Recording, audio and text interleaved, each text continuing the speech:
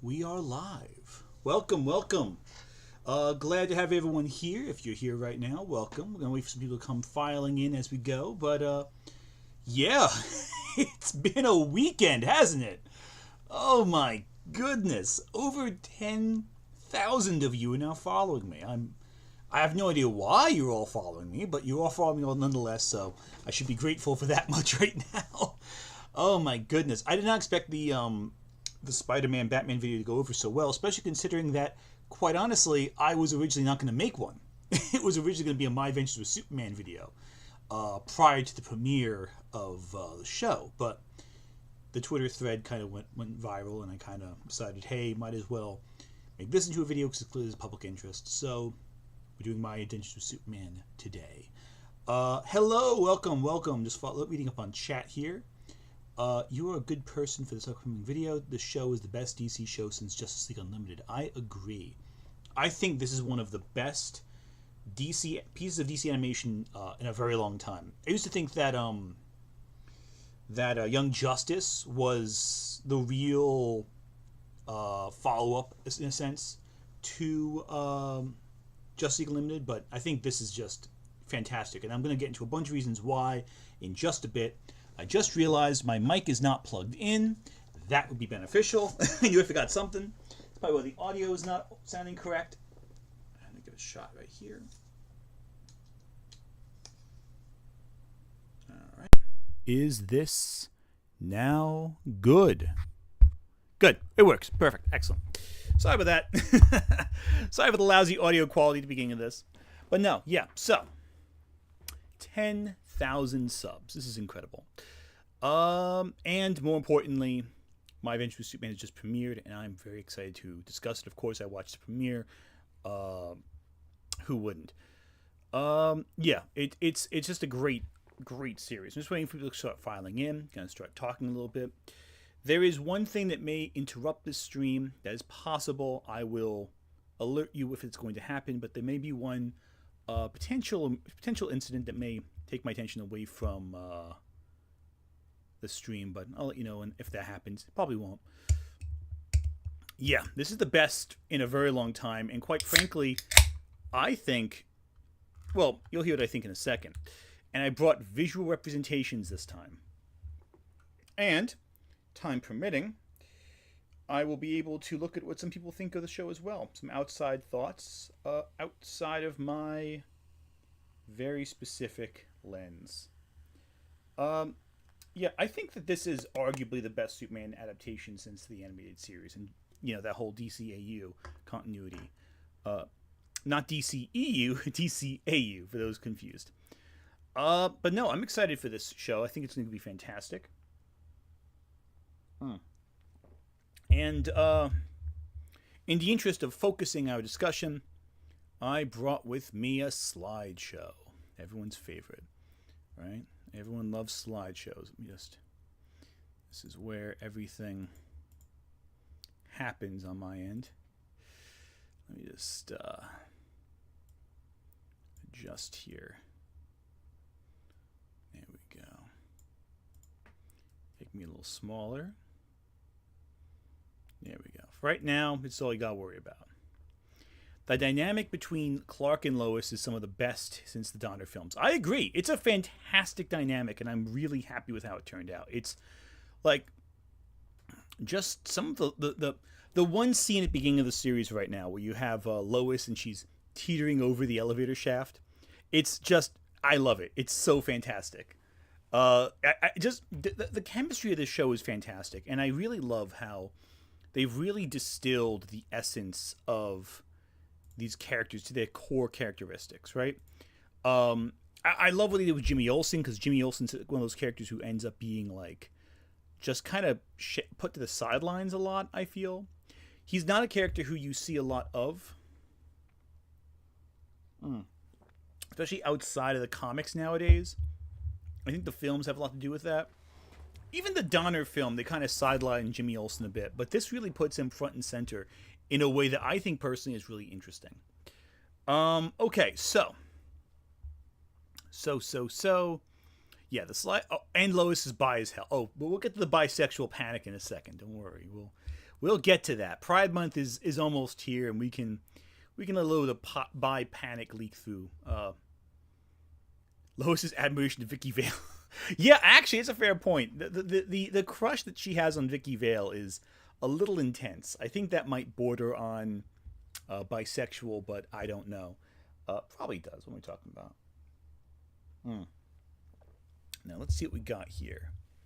So, and there will be some videos we'll look at too in a bit. Don't worry about that. We'll get to that later. But for right now, we are not sure what's going on here. Are we still connected? Yeah, everything looks good. I'm not sure why this came up. Trying to be connected. Okay, cool. So, we have the Space Princess.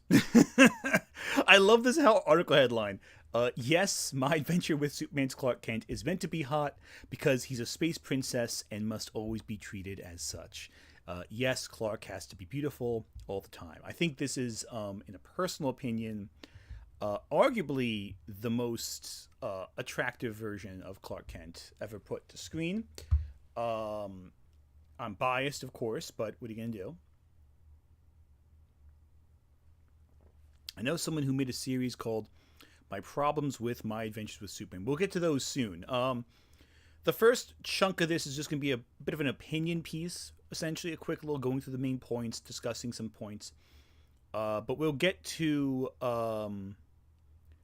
other people's opinions later on. I always enjoy reacting to things on these streams, so that will come later.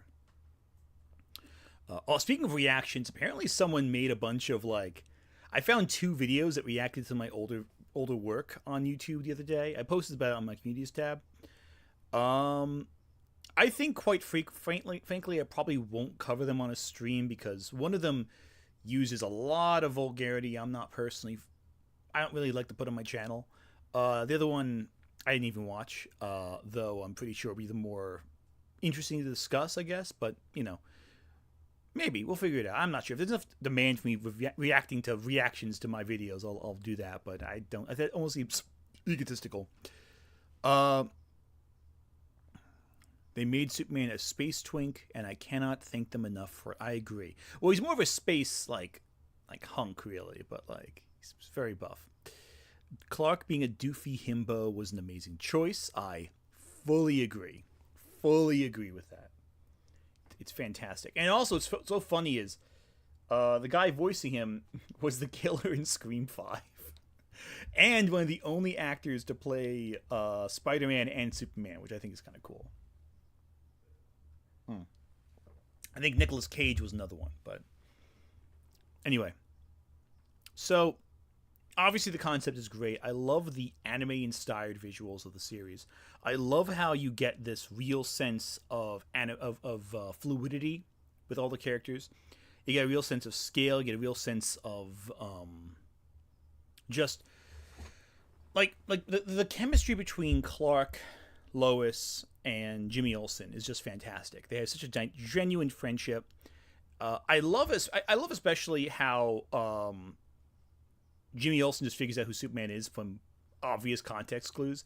In fact, I'm shocked that General Lane hasn't figured out who Superman is just based purely on he's supposed to be the smartest guy in the room and he can't figure out that the big bulky guy his daughter's dating who looks just like Superman and sounds just like Superman is also in fact Superman. I mean, anyway, that being said though, I do think the show has a couple issues. It's not perfect.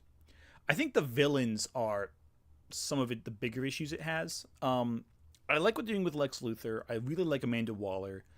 Deathstroke, I feel, kind of feels like just a henchman, which is fine. He's young, but he does feel a little disposable. I think Parasite for last season was a fantastic big bad that he had to fight. I think General Lane's really good. But a lot of the smaller villains, even Livewire, they kind of they kind of fade in among each other. It's kind of hard to distinguish them sometimes. And Intergang, I think, is in this too. Again, I'm not the biggest Superman fan. For me, Batman, Spider-Man, and X-Men, those are the ones I know inside and out. And Superman, I've always liked the character a lot, but I've never been as immersed with his world, his extended cast of characters, as much as those three. so some of the Superman villains, I'm like, oh yeah, I recognize that character. I read him in a comic once or twice. It's not like it's a big. I'm not like feeling like, oh, I'm so offended they didn't do this character, they didn't do right by this character, what have you. It's just more like, okay, this character I think I remember from the comics. There's that character, and it's like I don't get a sense of the characterization sometimes of the villains. I think sometimes it's like, they kind of throw them in, and they kind of, because a lot of them are just being integrated in the plot as like extensions of Amanda Waller and General Lane's like big mission of Task Force X. I feel like they kind of fade away a little bit into the bigger story with Amanda Waller and General Lane and now Lex Luthor. That's one small complaint I have. I just wish they did the villains a little more distinctly. And again, that's just a critique because the big bad's done really well. It's the villains of the day, the monster of the week kind of format that I think. I don't know. And again, comments I see in there. I didn't like what they did with Livewire last season. I missed the shock jock personality. Yeah, agreed. I think that was made Livewire very distinct. She kind of blends into the narrative with this. You know, it was a wild deep cut choice using the Newsboy Legion. I was floored that anyone else remembered them. Yeah, that was a deep cut. That was a very deep cut, and it's stuff like that. I almost forgot Mr. and Mrs. Picklick. Oh yeah, he's really good too. I love the with Mixie in this. He is great. Real Supreme Kai chaotic gremlin energy, and I just love that. And I get people upset he's not Gilbert Gottfried, an old man, whatever. But like I love that little chaotic gremlin energy. It's fantastic.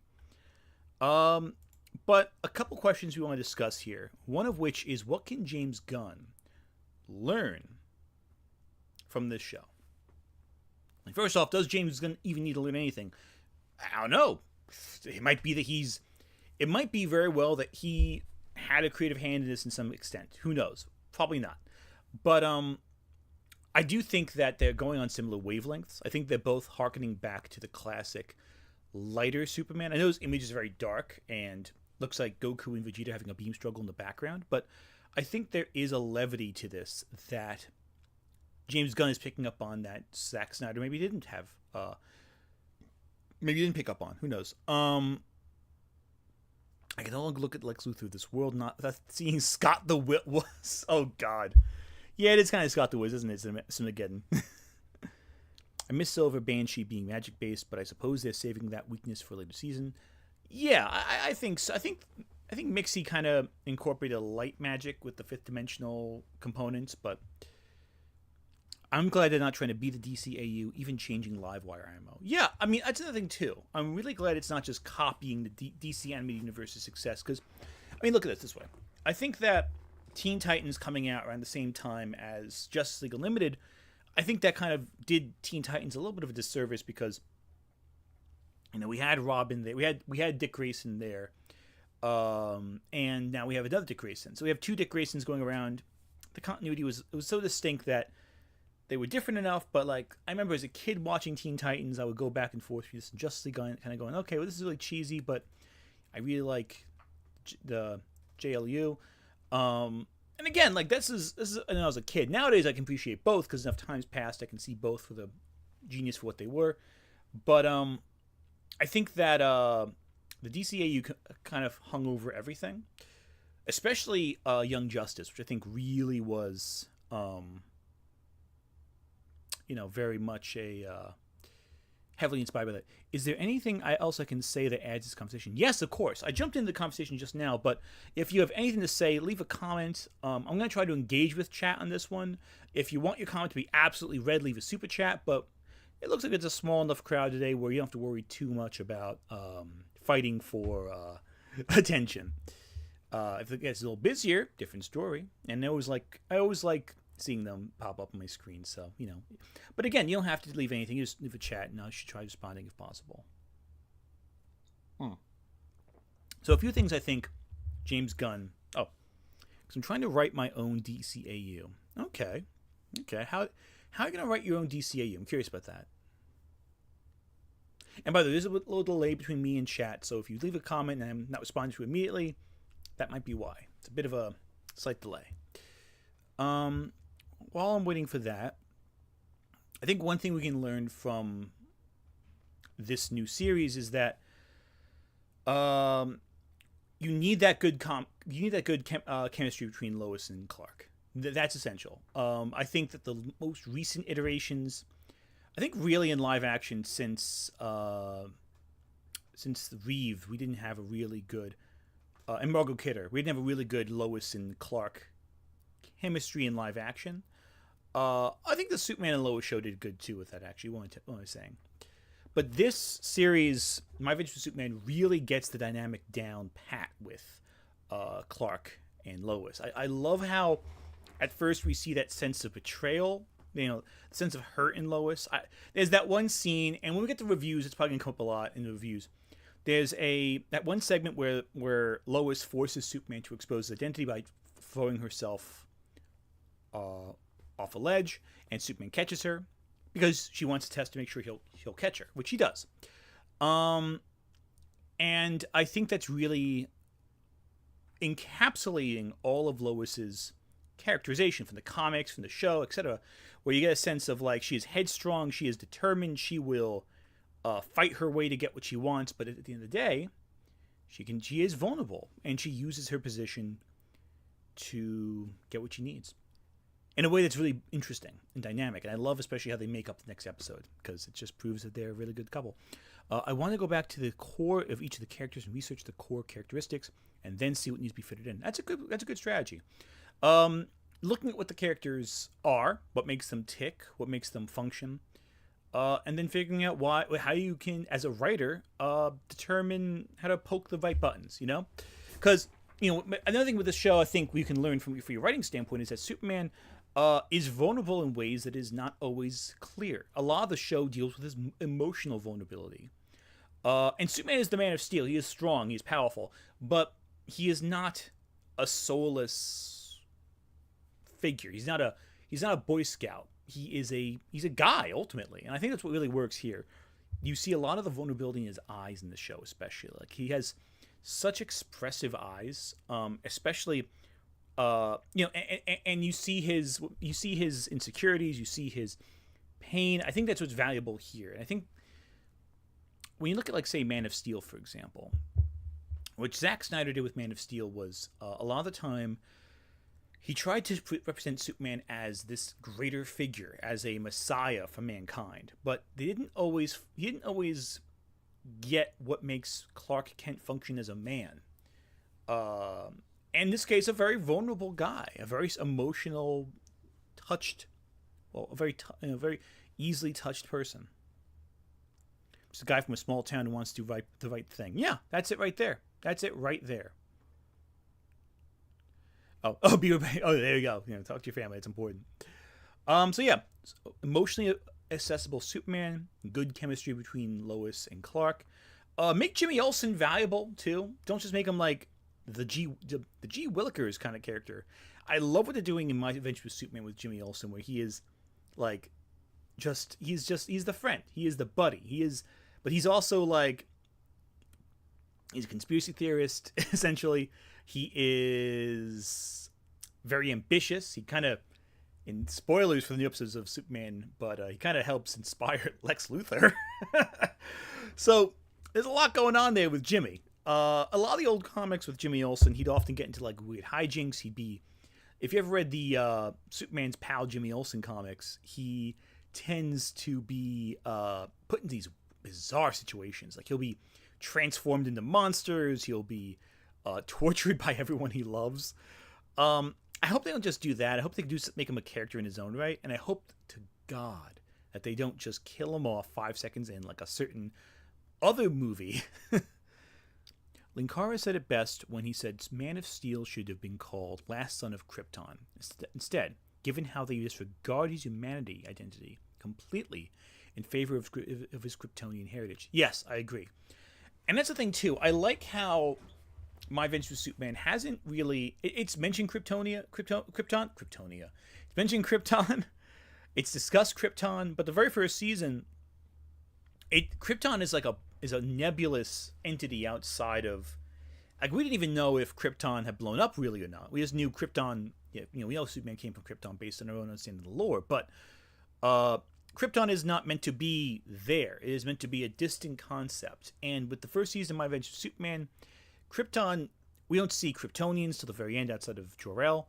We don't see how Krypton affects anything except for Kryptonite and the old lost technology. It's like an old world, essentially. I guess technology kind of has an influence, but not Kryptonians themselves, like Zod. That I feel a lot of these movies have done. There's nothing weird about being turned into a giant turtle boy. Yeah, well, there's nothing weird about Jimmy Olsen being a turtle boy, but still, come on, it's a little less of that, or maybe more of that. Who knows? Since it looks like they're going to be drawing from All Star Superman with that a star creature. Was that Solaris? That the character's at the entity's name? I think that's what they're gonna. I think that's what's in the James Gunn image. If you look at the beam struggle right here, there's a little object right there. I think it's supposed to be Solaris. I think. And I do love how Kara Zor-El is being, Supergirl is being brought into the plot this early. I think it's really cool. And again, James Gunn has discussed with his Superman movies that Supergirl is now going to be released 2026. So the year after Superman, getting Supergirl. And I like that. I like the 1-2 punch of Kryptonian history there. I like how they're expanding that lore quite quickly.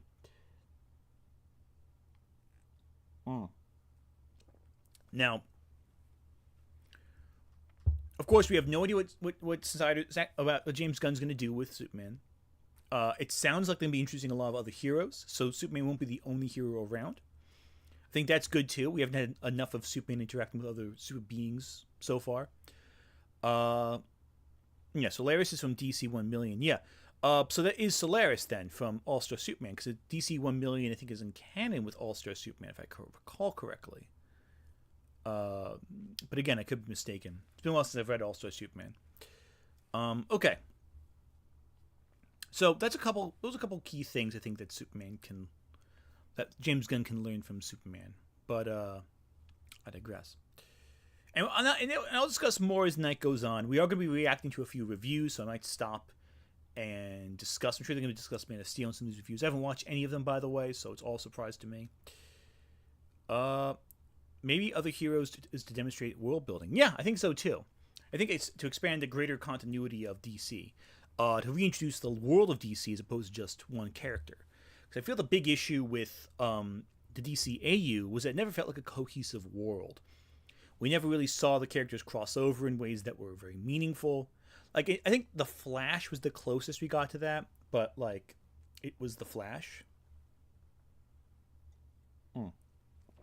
Gunn did say that Clark will be dealing with both his Kryptonian and human heritage. Yeah, that's a good point. So beginning his human side, I hope they really focus on the human side because we did not get enough of that. Oh, got a super chat. Meow Neon, thank you for the super chat. That is fantastic. What did you say? Only giving hints to Krypton feels like a very Smallville-esque approach, which I think works in both shows' favor. Yeah, I agree. Smallville, I think, especially nowadays, gets a real bad rap from fans. I think that Smallville was such a definitive iteration of Superman for a lot of kids growing up in the 2000s and 90s. It is hokey. By today's standards, it's very hokey. But they knew how to work with their limited budget. They knew how to work with their limitations. And I think that worked very well for the first 4 seasons of Smallville especially. I think after season 4, that's when they went to Metropolis, right?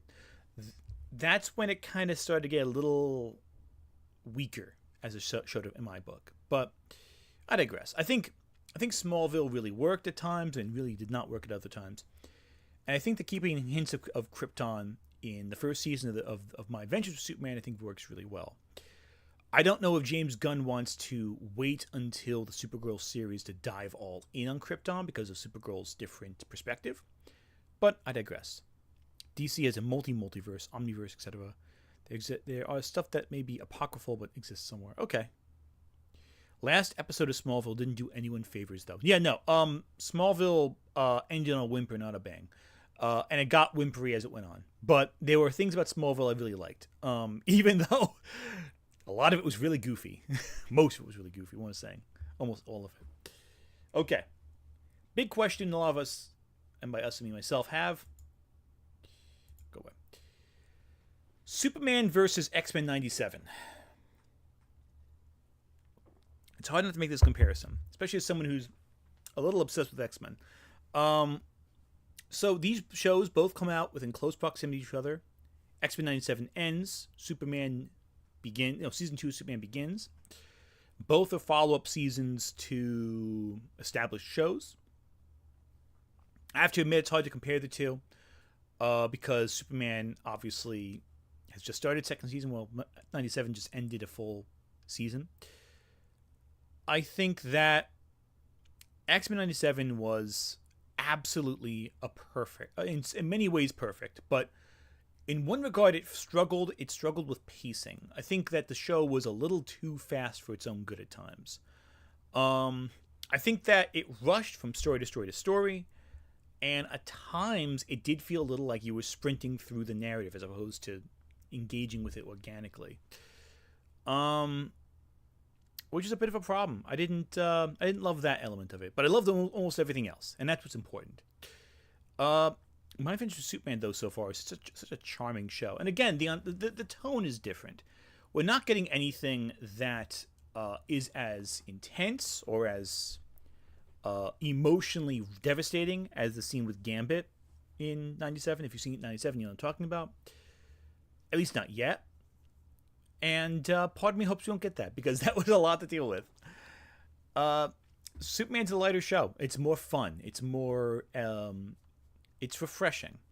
97, I felt at times even though I loved it, sometimes watching it, I felt like I was like... Some of those episodes, I felt like I had just ran a marathon. I just felt drained. I felt emotionally devastated with some of it, especially as it went on. And again, even though I'll argue that My Adventures with Superman attacks my sexuality, X-Men felt like a pointed critique of how sexuality exists in society, about how minorities exist in society. I know I got a lot of comments on my one X-Men video saying, "Oh, of course humans should be afraid of X-Men. They're walking tanks." Like, yeah, but like, you can see the marginalized identity element at play there, right? You can see that, right? Yeah, that's the thing too. My Adventures with Superman is a brand new world, a new established continuity, whereas X-Men 97 builds upon what came before. So it's hard to compare the two. I think anyone comparing the two is doing both shows a disservice, since they are so different. Which begs the question why I am comparing the two in this video. Well, it's because don't worry about it. Let's move on to something a little more lighthearted. More specifically, the fact that this show hurts me in a way that I dare not speak. Listen, these, objectively speaking, these are two of the best designs for these characters. In animation especially. Like, how do you not love Lois Lane with a jacket that she is clearly, like, just... that is wearing her. That is just... She is, like, half jacket.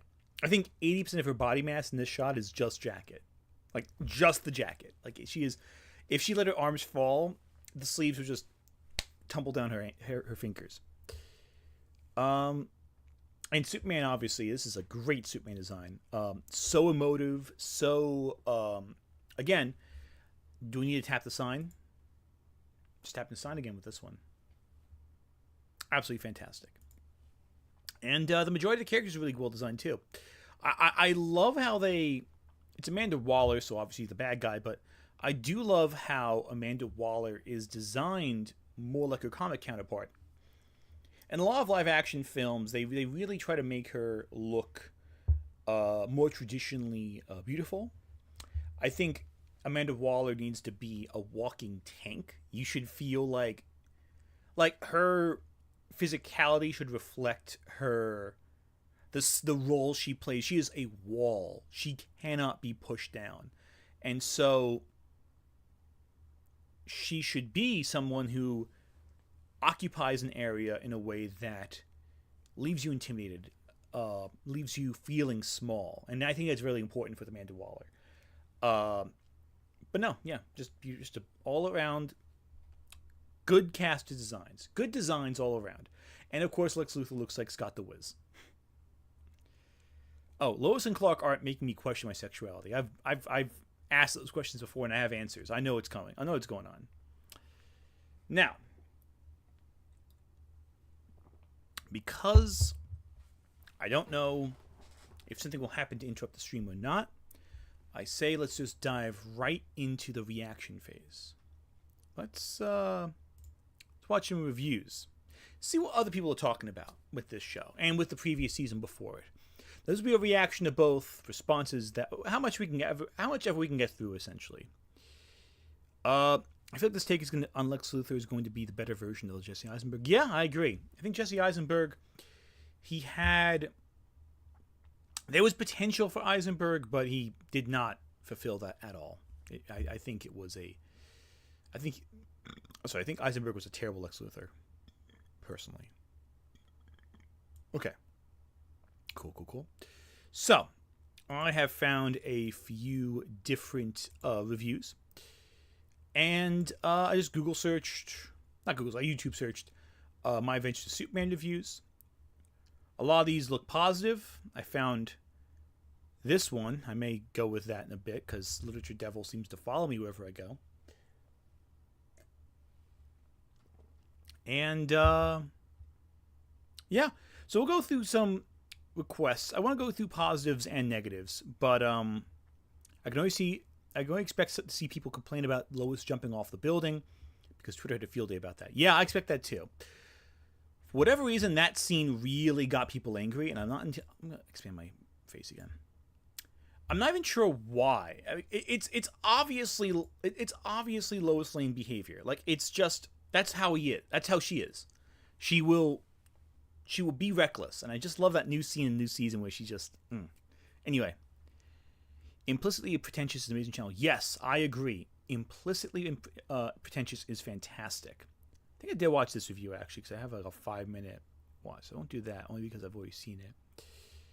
I want to go for a shorter review first, because I feel like that's looking at through a few more that way. Alright. How does the anime Superman hold up? Okay, it's a little lesser known. It's because Lois, and they need to complain about woke Lois. There we go. Lois problem. 1 hour and 48 minutes. Okay, that's a long one. The real hero, Lois. Okay. There's a few options here. Okay. Angry Joe. You want to do Angry Joe? Let's do Angry Joe. Angry Joe. Yeah, I haven't seen Angry Joe in anything in years. I kind of avoided that after all the gamer stuff. Yeah, this is part 2, exactly. Yeah. All right, we'll get through a few of these. Let's start off with... we'll start off with a positive, I think. Superman worth watching. Angry Joe looks like he enjoyed Superman. All right, let's do Angry Joe first. Guys, I just want to do a vlog video of me gushing about my adventures with Superman. That's right, I've seen all of season 1. I finally had time to watch the rest of it. And while at first I thought that this would be yet another adaptation of Superman that fails in every regard, we're doing anime Superman. We're doing magical girl transformations. We have several villains that look stupid in their redesigns. And so I thought the show would be terrible, and modern sensibilities and all these, injected things in here that kind of ruin Superman. I was wrong, and ultimately very pleasantly surprised by my boy's new animated series. I had to watch it on Max. I guess it is kind of wild he was wearing the same shirt for 10 years. I'm not gonna lie. I mean, I'm not gonna make fun of the guy because it's a good shirt, but still, I don't know how he must have like a bunch of those, because that's got a guy. That's a bad place to pause. HBO Max is gone. It's on Max, and it's also Adult Swim. And I highly recommend it. This is Superman. They got Superman right. I'm really, really surprised. They don't shame him. They don't deconstruct him. Everybody has an excellent character arc. The writing is really good. in this series. The music goes hard. Okay, so that's the one thing too. I'm gonna pause for a second and discuss this. So he's discussing already the modern sensibilities angle of, because I want to make sure it's transformative. I don't want to just copy his review wholesale. He's mentioning the modern sensibilities of modern adaptations, and clearly a lot of us know what he's referring to with that. There's a lot of that discourse. And of course I'll get into that later on too with another video I'm working on. But he's got to have that type of cartoon closet full of the same shirt with different days. Yeah, that's what I'm thinking. Like he's worn this shirt since like mid 2000s. Like I don't even know, man. That's impressive dedication to the bit. I'm not gonna lie. So of course he's talking about deconstructing Superman.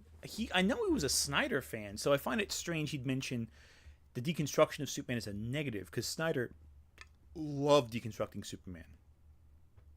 I do remember him also being upset with, if I recall,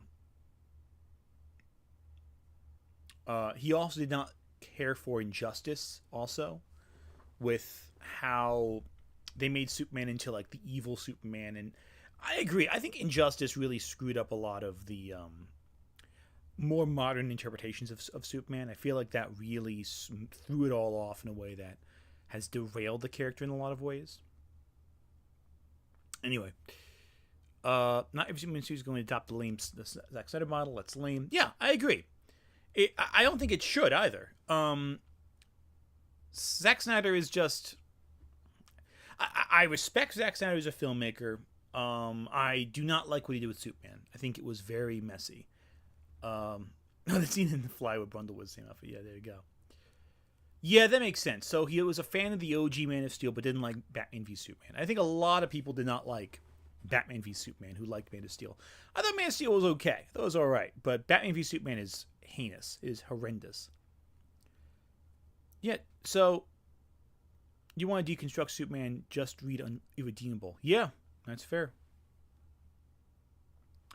I remember when Kill the Justice League was announced, he was pissed about the fact we're getting another evil Superman. Yeah, I can't blame him. I'm with Angry Joe on this one. Wow, I didn't think I'd be saying that in a while. Yeah, no, evil Superman is rough. I don't like evil Superman. It's overdone. You get tired of it. You know, you get the same thing over and over and over. Oh, super chat. Meow evil Superman video when, Anthony? Oh, a request. I'll get to it. Right along when I get the Venom as well. The next month is going to be Pride Month videos. 4 weeks of Pride. And then the end of this week, you get my bad media criticism video, which I just finished editing this morning. I have not uploaded it yet, so fingers crossed that there's no copyright issues. Barring any delays, it should be ready by Friday, the bad media criticism. The next 4 weeks after that are going to be different Pride Month videos, each one dealing with a different LGBTQ topic and a different focus. It will not just be gay Spider-Man videos. It will be genuinely analyzing different topics from a queer lens. So it won't be the same video 4 times in a row. I wouldn't do that to you guys.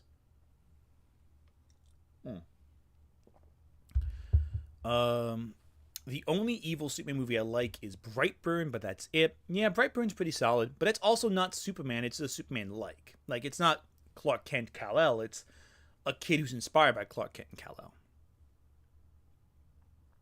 Anyway, let's see what Joe has to say. Not well. The CW, animated intro music where it's like an anime is hilarious, and not really Superman, but.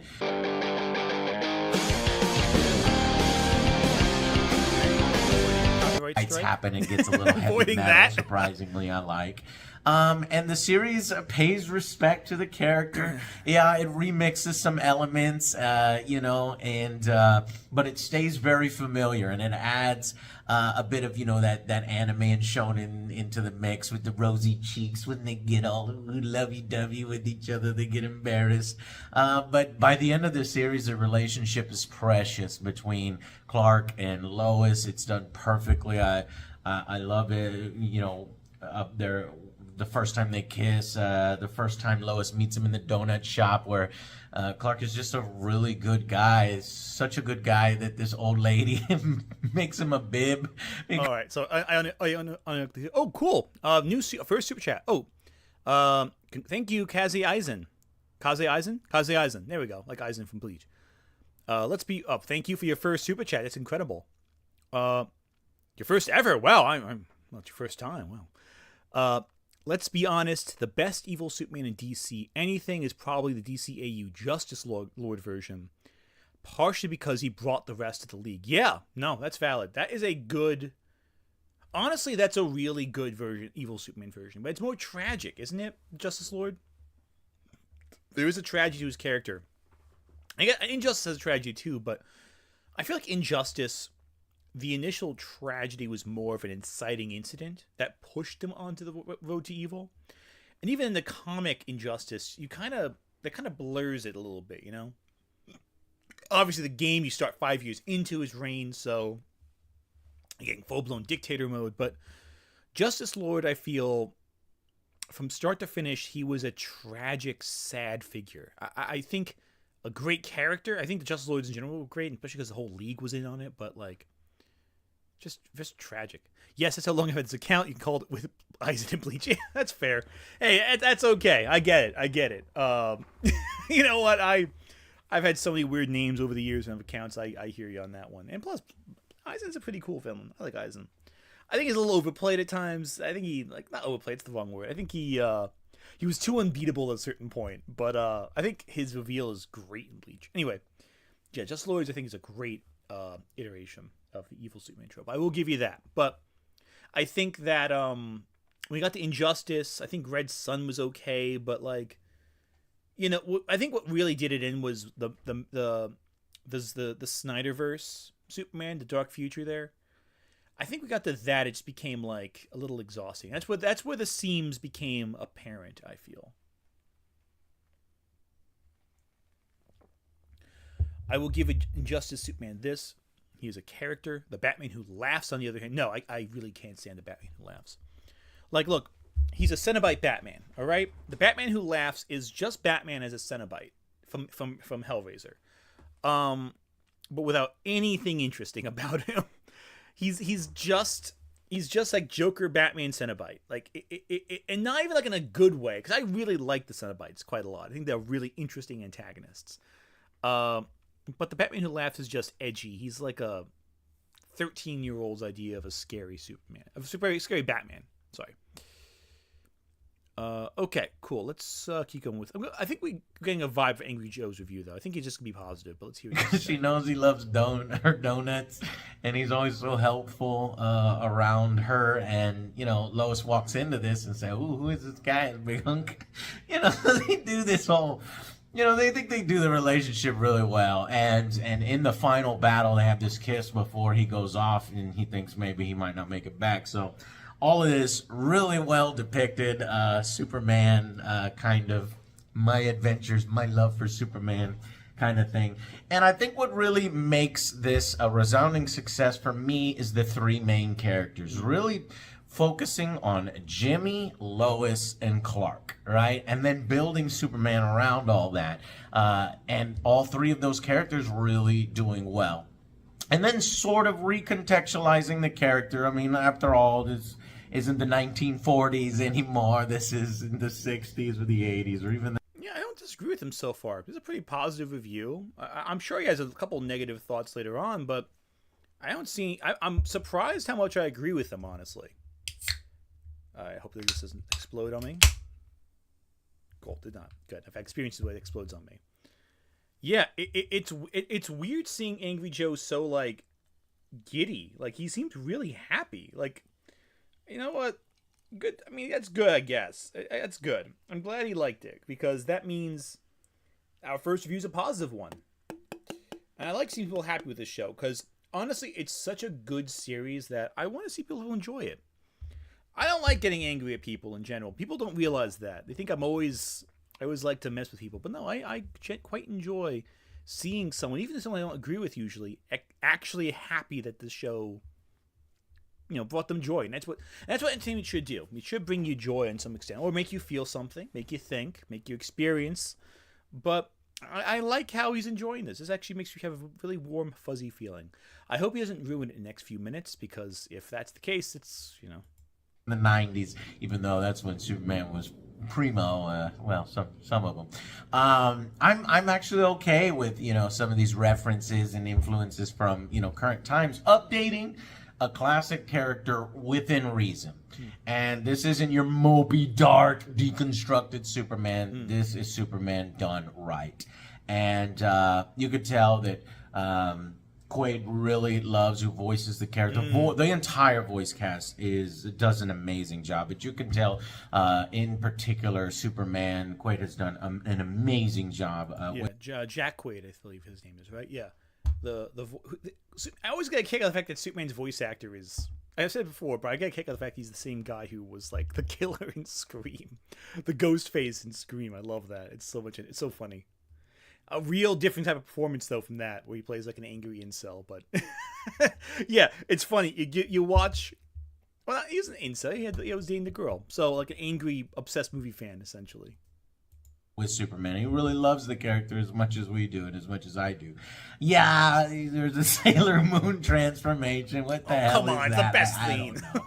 That's like fan fiction stuff, not Superman stuff. But I love that immediately his mother, the suit doesn't have the trunks, but immediately his mother makes him the red trunks, and she just says, I think it looks better. And she's right.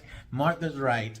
And he puts the trunks on and adds it to his and Dennis Quaid's kid. Yeah, that's the other thing. Sentai transformation. And so it makes the suit look a lot better. I love the core ideas of who... I love the Kents in this show. That's another component I really like. I love how they do. Okay, so one thing, I got into a little heat about this before on Twitter, where I said I really do not like how Pa Kent in Man of Steel dies. I don't like that death at all. I think it's one of the dumbest sequences in the whole film. I think it's ridiculous. I don't like how you have. Hang on, isn't it Dennis Quaid? No, it's not Dennis Quaid. It's who's Pa Kent in Man of Steel? This is driving me crazy. It's not that. I always get him and Dennis Quaid mixed up in my head for some reason. I know they're totally different people and they look totally different, but Kevin Costner. There we go. I always get Kevin Costner and Dennis Quaid mixed up in my head. So I hate how Kevin Costner, he just runs into the tornado to save the dog. First, tells his son not to go save the dog. He'll go out, and like the son's like in his prime. He's a superhero, has superpowers.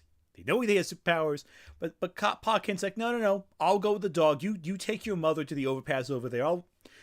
I, the 60-year-old man, will go do the physically laborious thing. Even if you weren't, your son didn't have superpowers, why would you go in there? Your son is more than physically capable of running back and forth before you. You'll hurt yourself. You'll get yourself trapped. It's like, and then he like has the hand. Yeah, exactly. I've seen the comments people saying, "Oh no, the hand." Like, no, son, don't save me. Let me get sucked up in the hurricane and the tornado.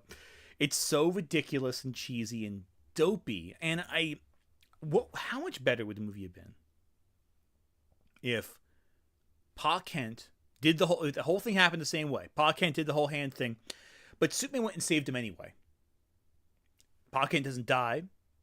Superman saves his dad, but gets exposed in the process. How interesting would that have been if you saw then the ramifications? Then Pa Kent has to watch his worst fears realized with his son, and then ultimately see his son triumph over all that. There's so much catharsis and emotion you can do with that kind of moment. And I think it's wasted when you kill off Pa Kent to send a message about, like, maybe you shouldn't save that busload of children, Clark. It's like, no, save the kids. You are, at your core, a hero, regardless of what the world tells you to do. That is your drive. And I don't know. I think it leaves a real bad taste in my mouth for a number of reasons that this beer hopefully will wash down. Now, here we go. Kaze Eisen. If you need Pa Kent to die via the preventable tragedy, have Clark learn the lesson of you can't be everywhere all at once and have that drive. Yeah, again, yeah, exactly. Have it be during like a disaster that Clark is trying to save. Maybe it's later in the film when Clark's trying to stop something, and this other disaster is happening here. You really show the limitations of his abilities. It's a great. There's so many ways you can realistically and interestingly explore that, and they just choose not to. It's very disappointing. I think Pa Kent's the worst part of Man of Steel, quite frankly. And there's a lot of negative parts to that, but that's one of them.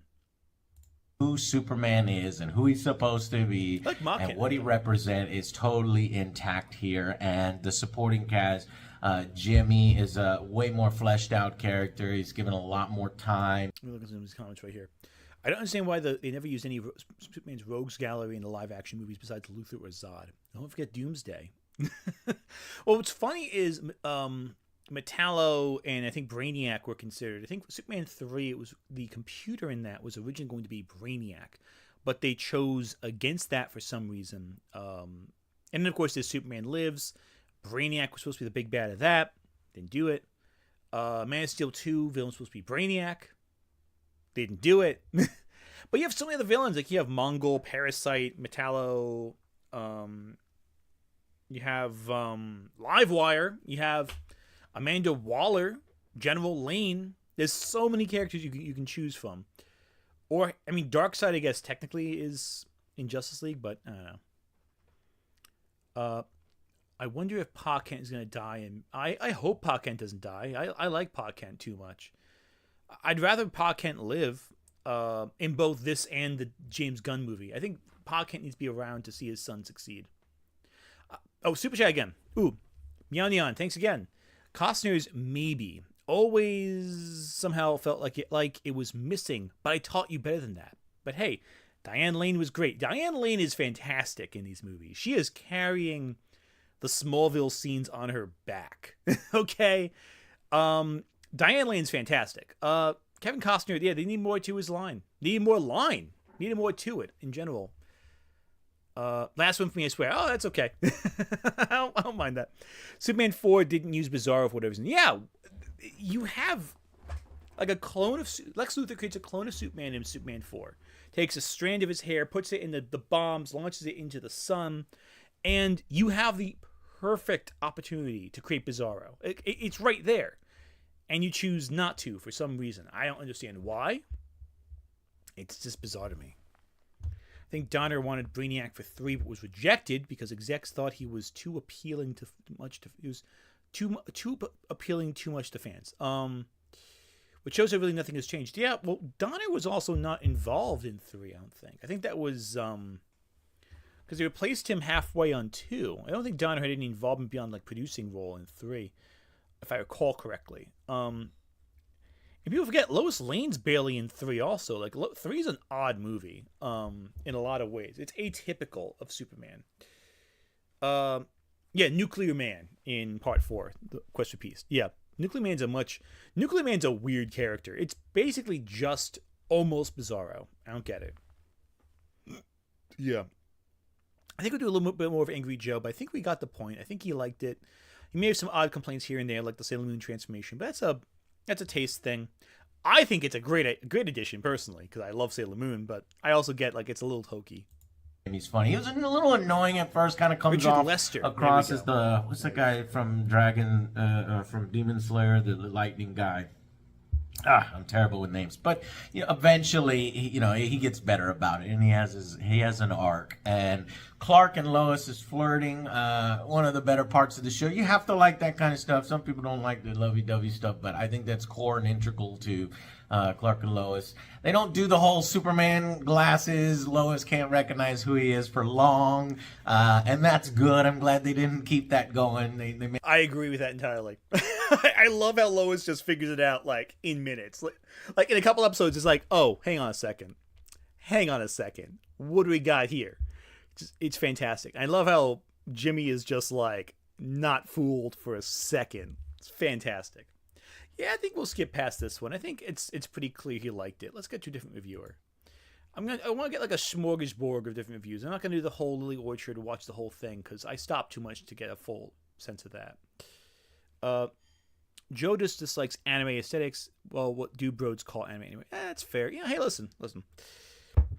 You like what you like, You don't have to like everything. Not everyone's going to like every style. If you don't like anime style, you don't like anime style. I personally love it, so I'm biased. But if that's not what you like, then you know what? I'm not going to There's no accounting for taste in that sense.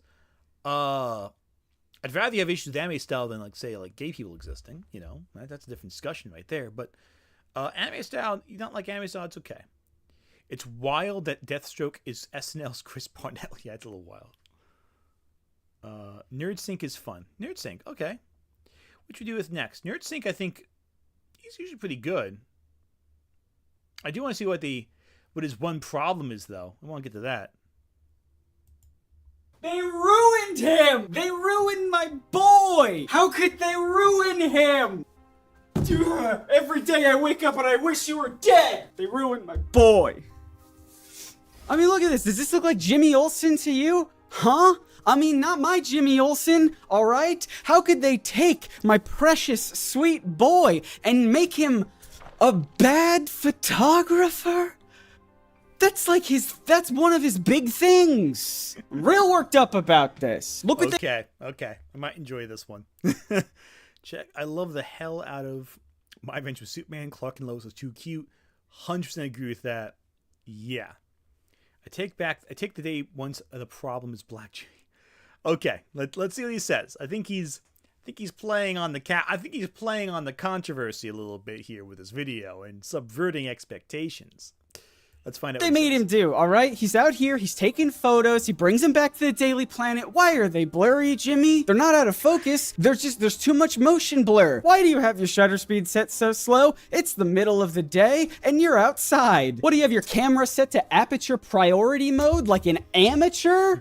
They ruined him! To be completely honest, I think My Adventures of Superman, the new cartoon that came out, it slaps. I think it's fantastic, actually. It's just that, YouTube videos that, praise media don't really get a lot of attention, so I had to, critique something and, build up the drama, drama. I know how to use a camera. But if you haven't seen the show, I highly recommend it. And I just want to gush about it for a couple of minutes, if that's okay with you. Gush. This is not really a video with an overall point or message other than I think this show is cute and great and I like it. If there is a message. I'm wondering if I should go to a more negative review because this is too positive. He's enjoying this too much. I love it. To this video, I would say it's the importance of being earnest. I saw it recently. It's really good. Anyway, if you don't know what I'm talking about, a brand new streaming service popped up called Max. Interesting. They released the first 2 episodes of My Adventures with Superman. It follows a young Clark Kent as he's trying to figure out who he is. In fact, that's sort of the big question of the series so far. He just keeps repeating over and over again, who am I? Which I think is an interesting question to follow because we as an audience don't even have all the answers just yet for the show. We're seeing Tomboy Lois is now my favorite version of Lois. I wonder what James Gunn's gonna do. I hope it's better than Amy. I mean, listen, it's the hot take right now. Amy Adams as Lois Lane. I don't know what the common consensus on her is. I love Amy Adams as an actress. I think she's really fantastic. But I never liked Amy Adams as Lois Lane. I think she had moments where she was really good, but the chemistry with her and Clark was always a little off. I love Amy Adams. I think there's scenes where she's fantastic. I think the scene in Batman v Superman where Amy Adams is in the bathtub and Clark comes back to the apartment afterwards, and they have a little bit of an intimate moment. I think that's really good. But I don't think Amy Adams had the right chemistry with Henry Cavill on screen, and I don't think they ever got a chance to explore her as the reporter outside of scenes that were mostly deleted from Batman v Superman and outside of Man of Steel. I think that Lois Lane needs to be a reporter and needs to be a good reporter, and it needs to be a driving force for her character. Amy Adams is a great actress, but the writing wasn't there. That's the problem. I haven't seen the show too. A Tomboy Lois is based tan too. Wait, I haven't seen the show, but Tomboy Lois is based tan too. Yeah, she's tan. I think it's implied she's of partial Asian descent in My Adventures with Superman, but I'm not positive. like based purely on General Lane's appearance. I think that's what they're going for, but I'm not positive. Anyway, for Pete's sake, a hologram of Jor-El did more than Lois in Man of Steel. Yeah, I think the hologram of Jor-El in Man of Steel was a better character than half the cast. Fight me on that. I was never into Lois, but tomboy Lois is making me a Superman myself. Hey, that's fair. Oh, she's Korean. Okay, so she's Korean in My Adventures with Superman. Okay. That's interesting. I think that's a cool little touch. All this Kryptonian stuff from Clark's perspective. Krypton speaks a different language than the technology doesn't translate. So that's a really good touch, too. The fact that Kryptonians don't speak English is such a good touch because it really forces you to go, okay, these really are an alien people. They are unlike anything that you've experienced. And because of that, it creates a barrier so that Superman doesn't really understand what's going on quickly. We as the audience understand, but they don't. And that's, I think, a really good touch. I think works well and helps really divide the Kryptonian elements from Clark's whole thing. I think it's really cool. Anyway. Translate, so we don't know what they're saying. It sort of feels threatening. It's a little scary. We get glimpses of like what could happen, which is fun because I feel like everyone on the Earth, on the planet, on the Daily Planet, I feel like everyone knows Superman's whole origin story. So it's fun to see a cartoon, a new Superman story, trying to spin it as if it's something very mysterious. And they're doing a good job of it because even though I feel like I know a lot about Superman's origin, but the show is making me go like, do I though? Anyway, I feel like a lot of Superman media over the last couple of decades has been, I don't know, it's sort of like winks and nods at the source material while trying to be self-aware enough to not fully devote itself to the original Superman comics. It sort of became like a meme at some point that like Superman's the big blue Boy Scout and how can you make any interesting story about someone who's good? I think that's a really interesting point right there. That was a big discussion for years, even outside the internet. How is Superman, despite being a good person, how do you make him interesting?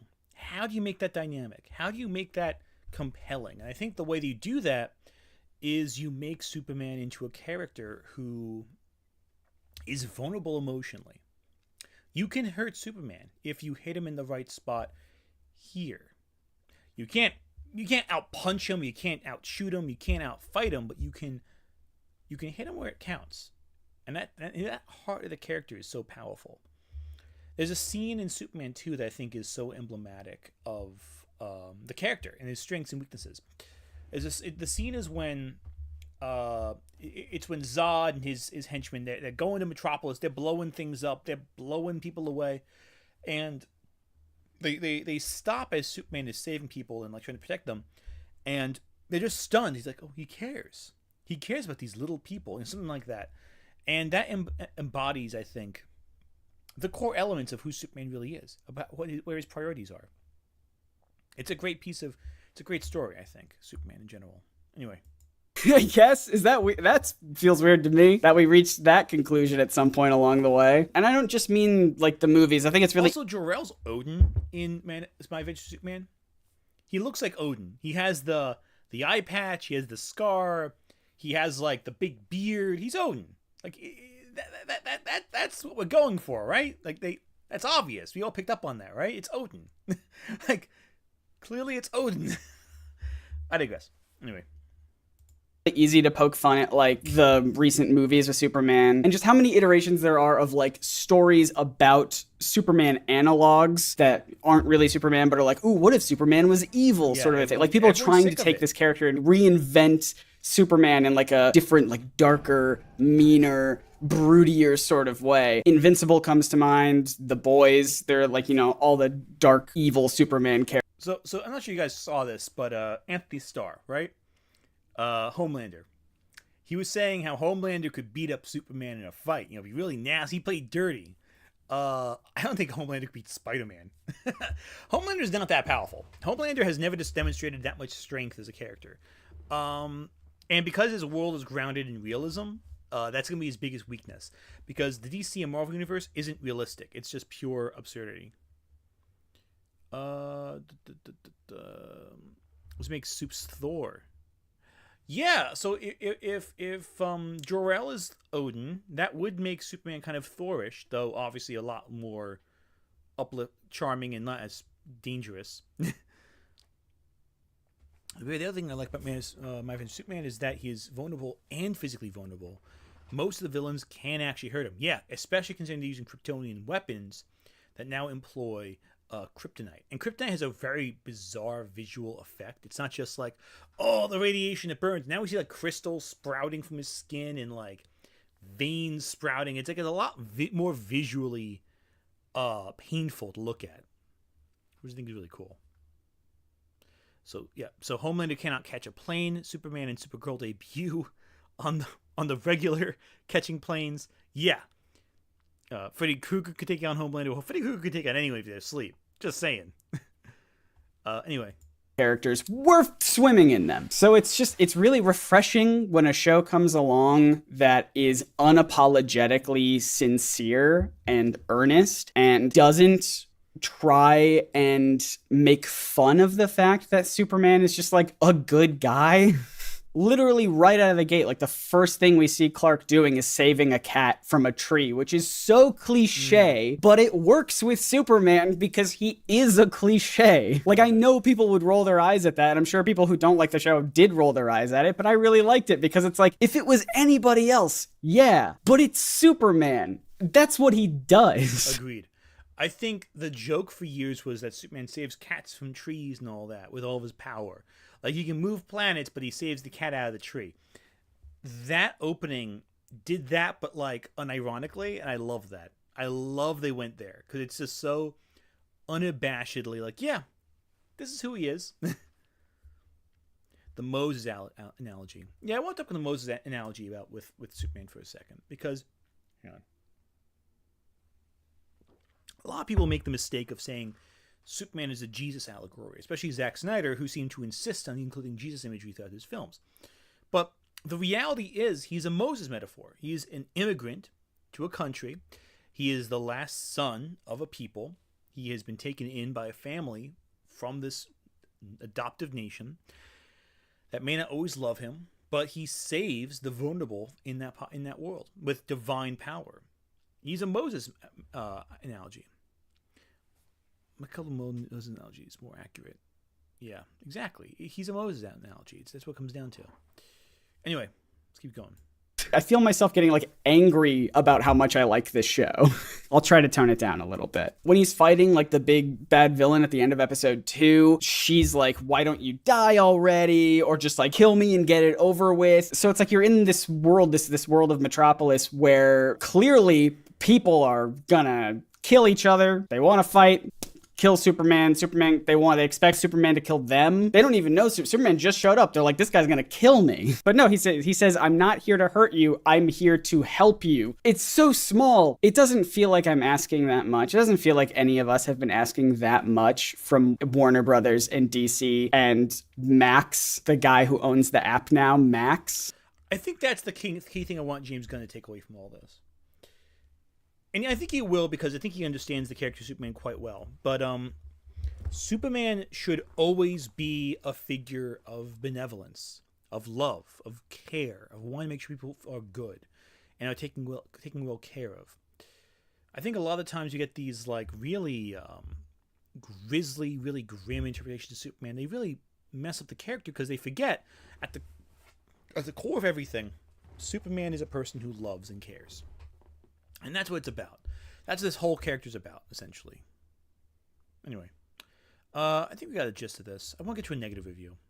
I want to get angry. I want to be hurt. I want to be wounded.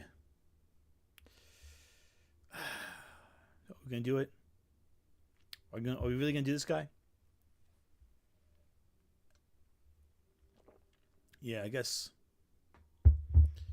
we should really hurt ourselves today. Be unkind to ourselves. And see what this literature devil thinks.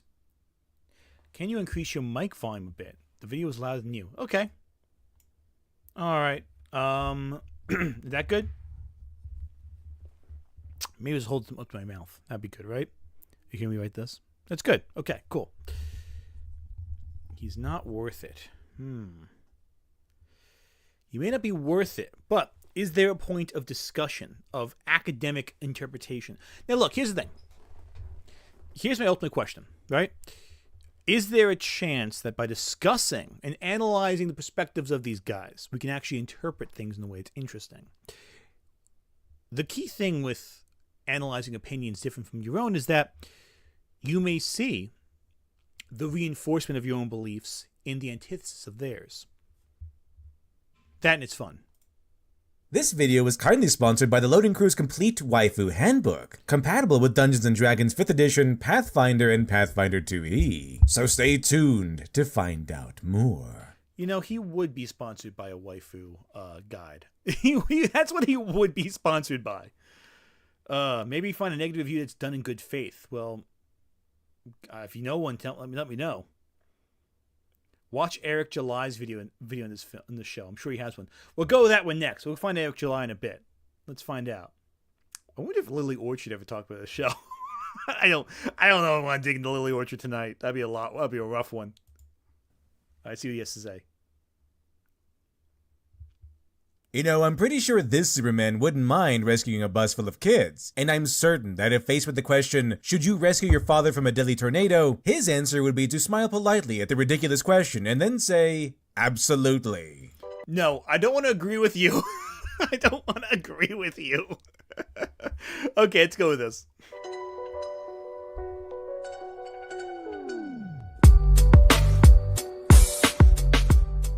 Ever since Zack Snyder stated that superheroes who are still innocent and don't lie or commit atrocities are still things of pure naivete, to quote, "It's a cool point of view to be like, my heroes are still innocent. My heroes didn't lie to America. My heroes didn't embezzle money from their corporations. My heroes didn't commit..." If Lily Orchard did, she'd probably hate the League of Lows episode because of reasons. Yeah, she'd probably hate that, really. She'd either love or hate it, and I cannot tell you which one. Oh, this is sad. It's rough when... Yeah, so no... Does anyone like this plot with, like... Yeah, seriously. Even the haters seem to enjoy this. This is great.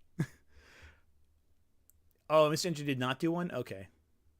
Any atrocities. That's cool, but you're living in a dream world. His words encapsulated a growing modern sentiment that morally righteous superheroes are boring, specifically because of how morally righteous they tend to be. Furthermore, some may even conclude that it's the morally gray heroes alone who harbor any real potential for philosophical discussion or deep human exploration, since they're flawed or imperfect, and occasionally give in to those flaws and imperfections.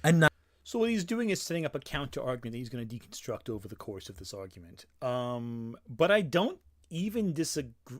No, look. I've just spent a whole video that I'm working on that does refer to some of his other content. So I'm more familiar with his thought process now than I was when I watched, what was it? The X-Men video he did. But even so,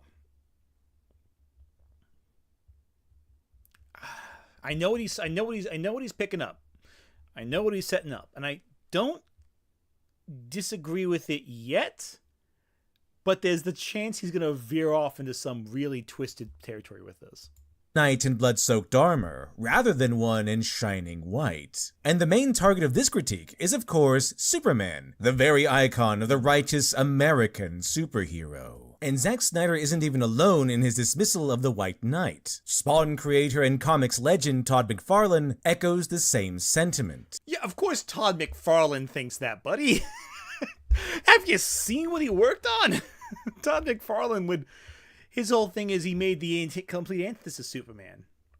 Yeah, his delivery is terrible. I do agree. I don't like it's too even. Like, listen. I'm not saying that someone has to be emotive all the time, but like he has this armchair academic mind approach that I really can't stand. The faux armchair academic. I don't like that at all because most academics are nuts. If you've ever talked to an academic person or a scholar or a professor, they're usually completely out of their mind, and I love that about them. They're such characters. This is more like the kind of person who wants to be seen as an academic, but not quite. Anyway, so far I don't disagree with him, so I can't make fun of him too much. To quote, I'm gonna tell you a character I think is boring to me. Superman. And here's why. He's perfect. He says everything right. Oh, and by the way, he has the power to spin planets on his finger. And he's a Boy Scout. The characters that I always liked were the ones that were flawed. We think that being a hero automatically makes you good. I don't. I think it's the decisions along the journey that are way, way more interesting. I have a character called Spawn. He is a completely flawed man. He lets his emotions get the Todd McFarlane, you have a character named Spawn. I had no idea. Tell me more about Spawn. It's not like Spawn has been. No, okay. So joking aside, I'm gonna move my face so you can read the whole. Oh, not that way. Move my face, not the screen. I think it's a decent enough quote. I mean, like looking at the quote on its own, he's perfect. He has everything right. I think being a hero automatically makes you good. 8 decisions along the journey that are way, way more interesting. I think it's a very superficial approach, Todd McFarlane, I think. But, like, I think the idea that focusing on decisions the characters makes that makes them good. Yeah, that's a good point. And again, My Adventure Superman focuses on the actual decisions Superman makes that make him good. So, hey, it all works out. Oh, and of course, yeah. So,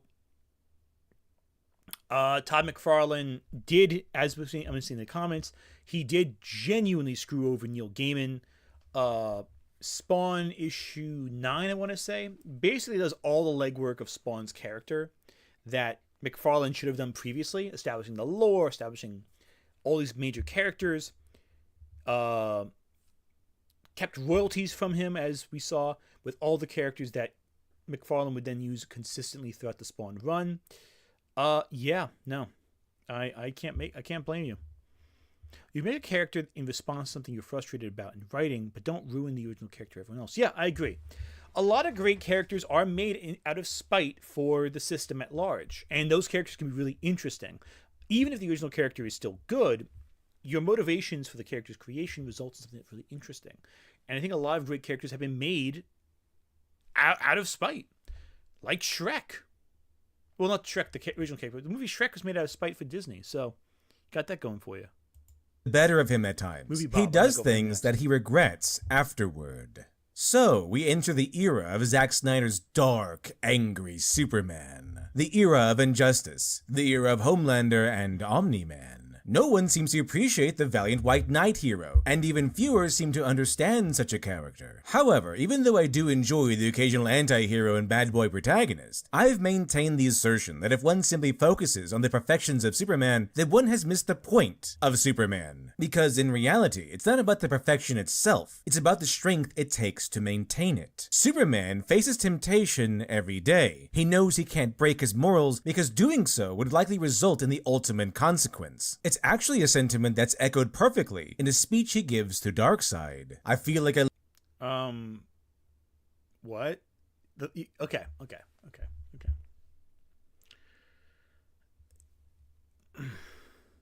Yeah, I knew I'd get to a point where I'd screw with him. Okay, cool. I knew it couldn't just be like, oh, hey, no, you know what?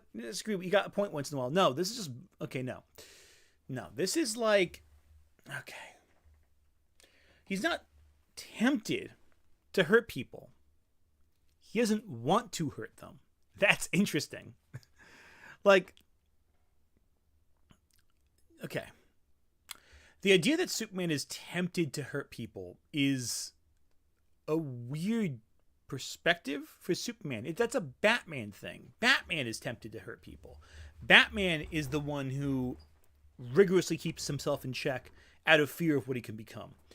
The world of cardboard speech, which you're quoting, and will quote when I unpause you, that's in reference to always holding back his power. He's not tempted to punch people really, really hard.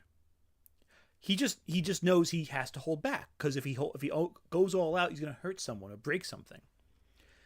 This speech isn't about how he's tempted to be powerful. It's about how he's always careful and always has to keep himself in check. But Darkseid is someone who can take the full force of his strikes and keep going.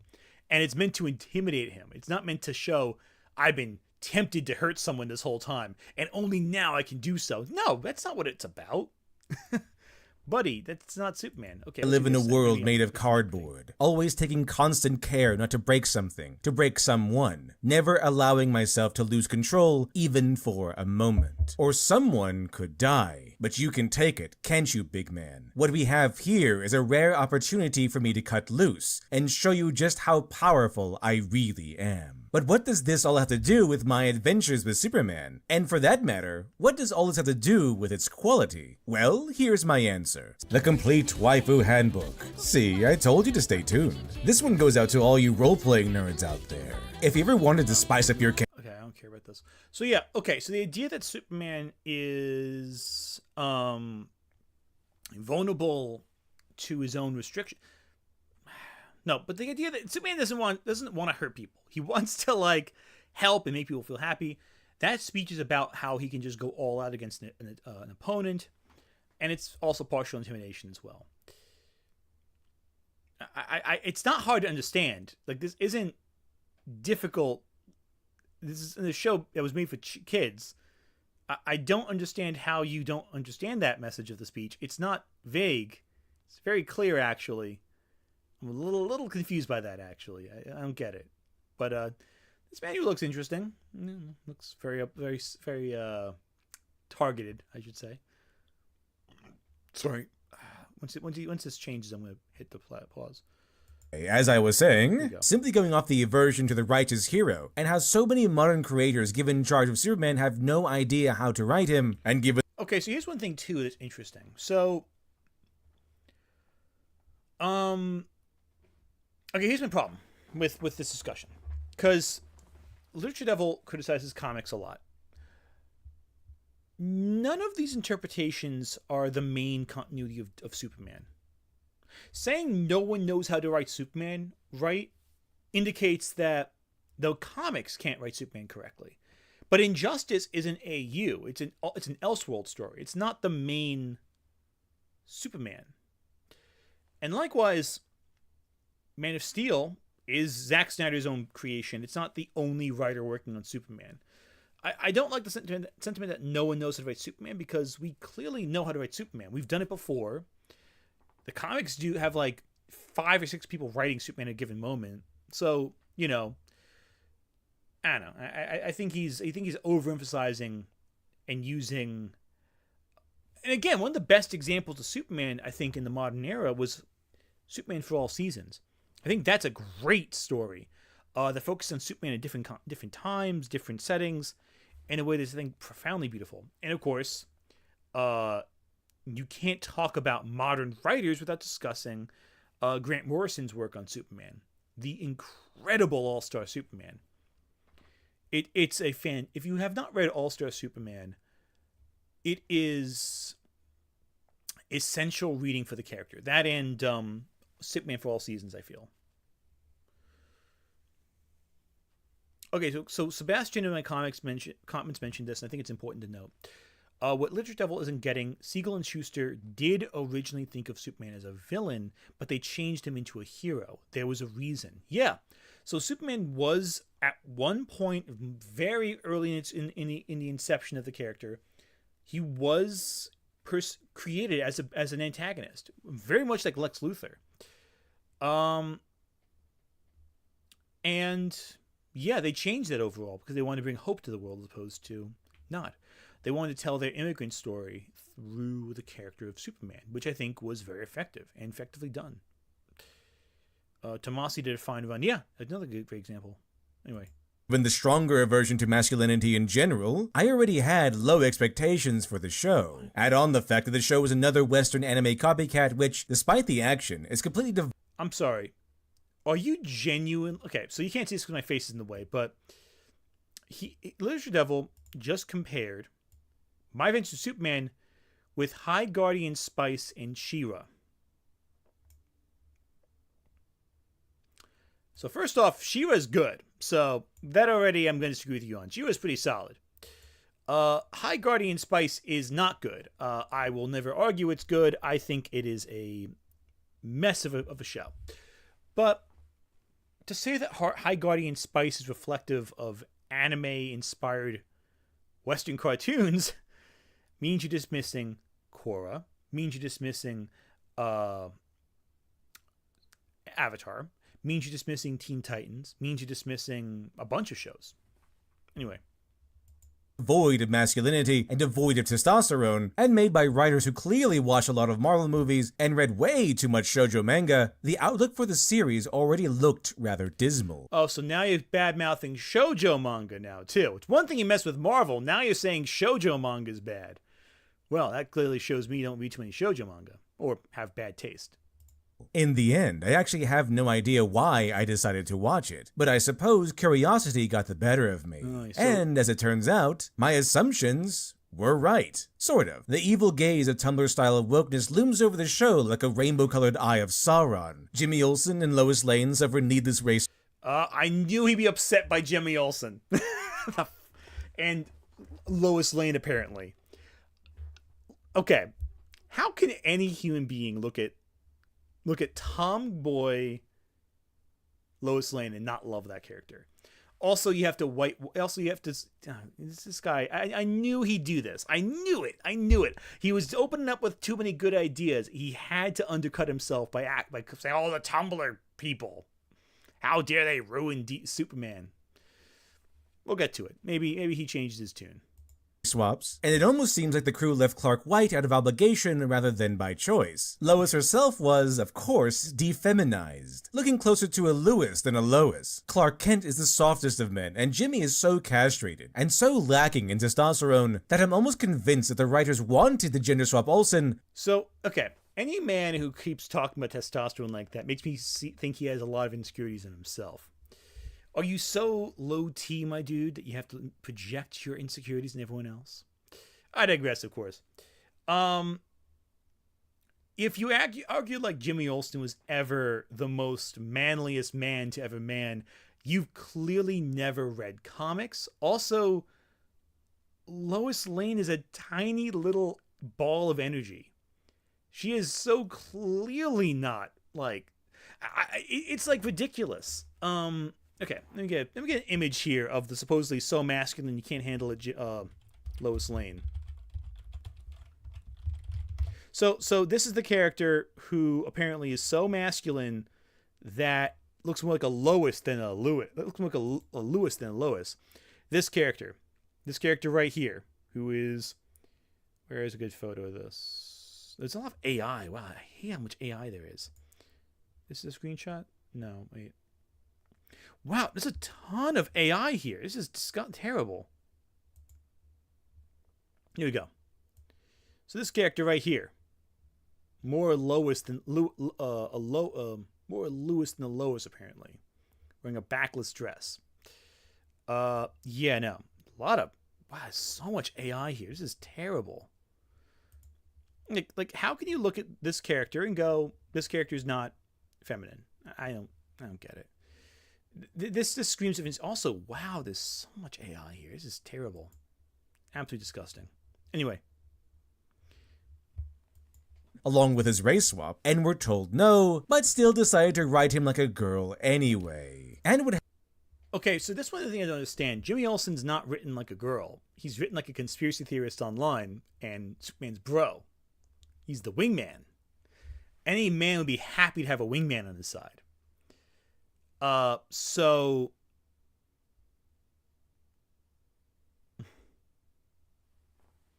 it's a little ridiculous, don't you think? How he keeps emphasizing how, like, oh, hang on, got another super chat from Kaze Eisen. The manliest Jimmy ever was the CW, and that was the point of that version in part. I assume you mean the Supergirl Jimmy Olsen? Yeah, that was that was a very very manly version of Jimmy Olsen. Very like, he was a little intense there, I thought sometimes. But I dig that. I'm good with that though. That's cool. Also, what does it mean what does right like a girl even mean? I don't even know. They don't seem to know what that means either. They just mean any guy who's not like an assertive force pressure of existence is like a girl. Jimmy's charisma is off the charts. Yeah, Jimmy's great in this show. His personality, he's exciting. He's a cool dude. It has to be, for some reason, the most popular and annoying modern trope, giving a male hero a magical girl transformation sequence. How often has it happened? A magical transformation sequence. They mentioned He-Man, but that's the only time I can think of. Kevin Smith He-Man style. The Intergang has changed from hardened criminals to quirky idiot teenagers, and long gone is Deathstroke, the mysterious mastermind from the Teen Titans show, who almost haunted... From the Teen Titans show. From the Teen Titans show. Dude, okay. So first off, that Deathstroke was in his 50s. This Deathstroke's in his 20s. One's a young man, one's an experienced, hardened assassin. Also, Deathstroke has existed before Teen Titans. Just saying.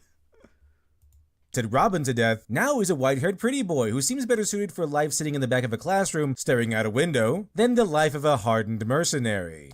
So let me ask you a question, Lucha Devil. Do you think that Deathstroke emerged from his mother at the age of 50? Do you think that Deathstroke just materialized as a badass all at once?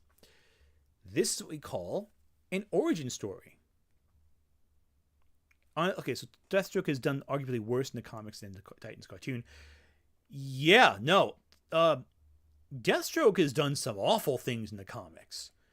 There's some things in the comics you haven't reckoned with really in years, especially with the Judas contract, especially. Like Terra's like, how old's Terra again? When how old is Terra again?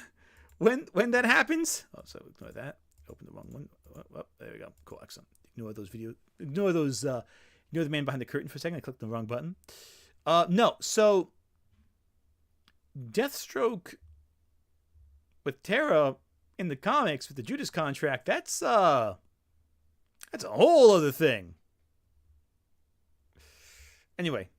Mention his rival, a female villain who has to be someone self-insert, and who I lovingly named The Haircut. Plus... So you don't know who Livewire is? Dude, it's Livewire. She's a character who's been around since the 90s. Deathstroke, okay, the Haircut. It's Livewire.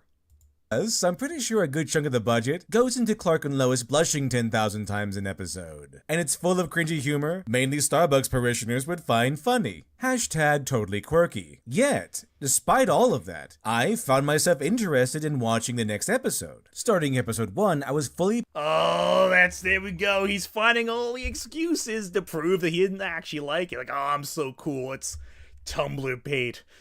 Next episode. Yeah, that's how it works, buddy. That's how it works. So, despite all the excuses, despite all your bullshit, you liked it. Love it. Prepared to see the usual suspects. I expected to see a Mary Sue Lois Lane who was always right and always showing up Superman. I expected her to be arrogant, narcissistic, and quippy, along with doing the usual morally hideous things and having the writers either say she's... Have you ever read a Superman comic, buddy? You ever know the character Lois Lane? Arrogant, narcissistic, quippy. Quippy especially. That's the one I find the strangest because it's like you never actually read a Superman comic or watched the Superman adaptation. Lois Lane is always quippy, is always overconfident, and always puts herself in danger. But a Mary Sue, that's the question, right? So that's the thing. They always thought the Mary Sue insult like it matters, or it's a term that actually means anything.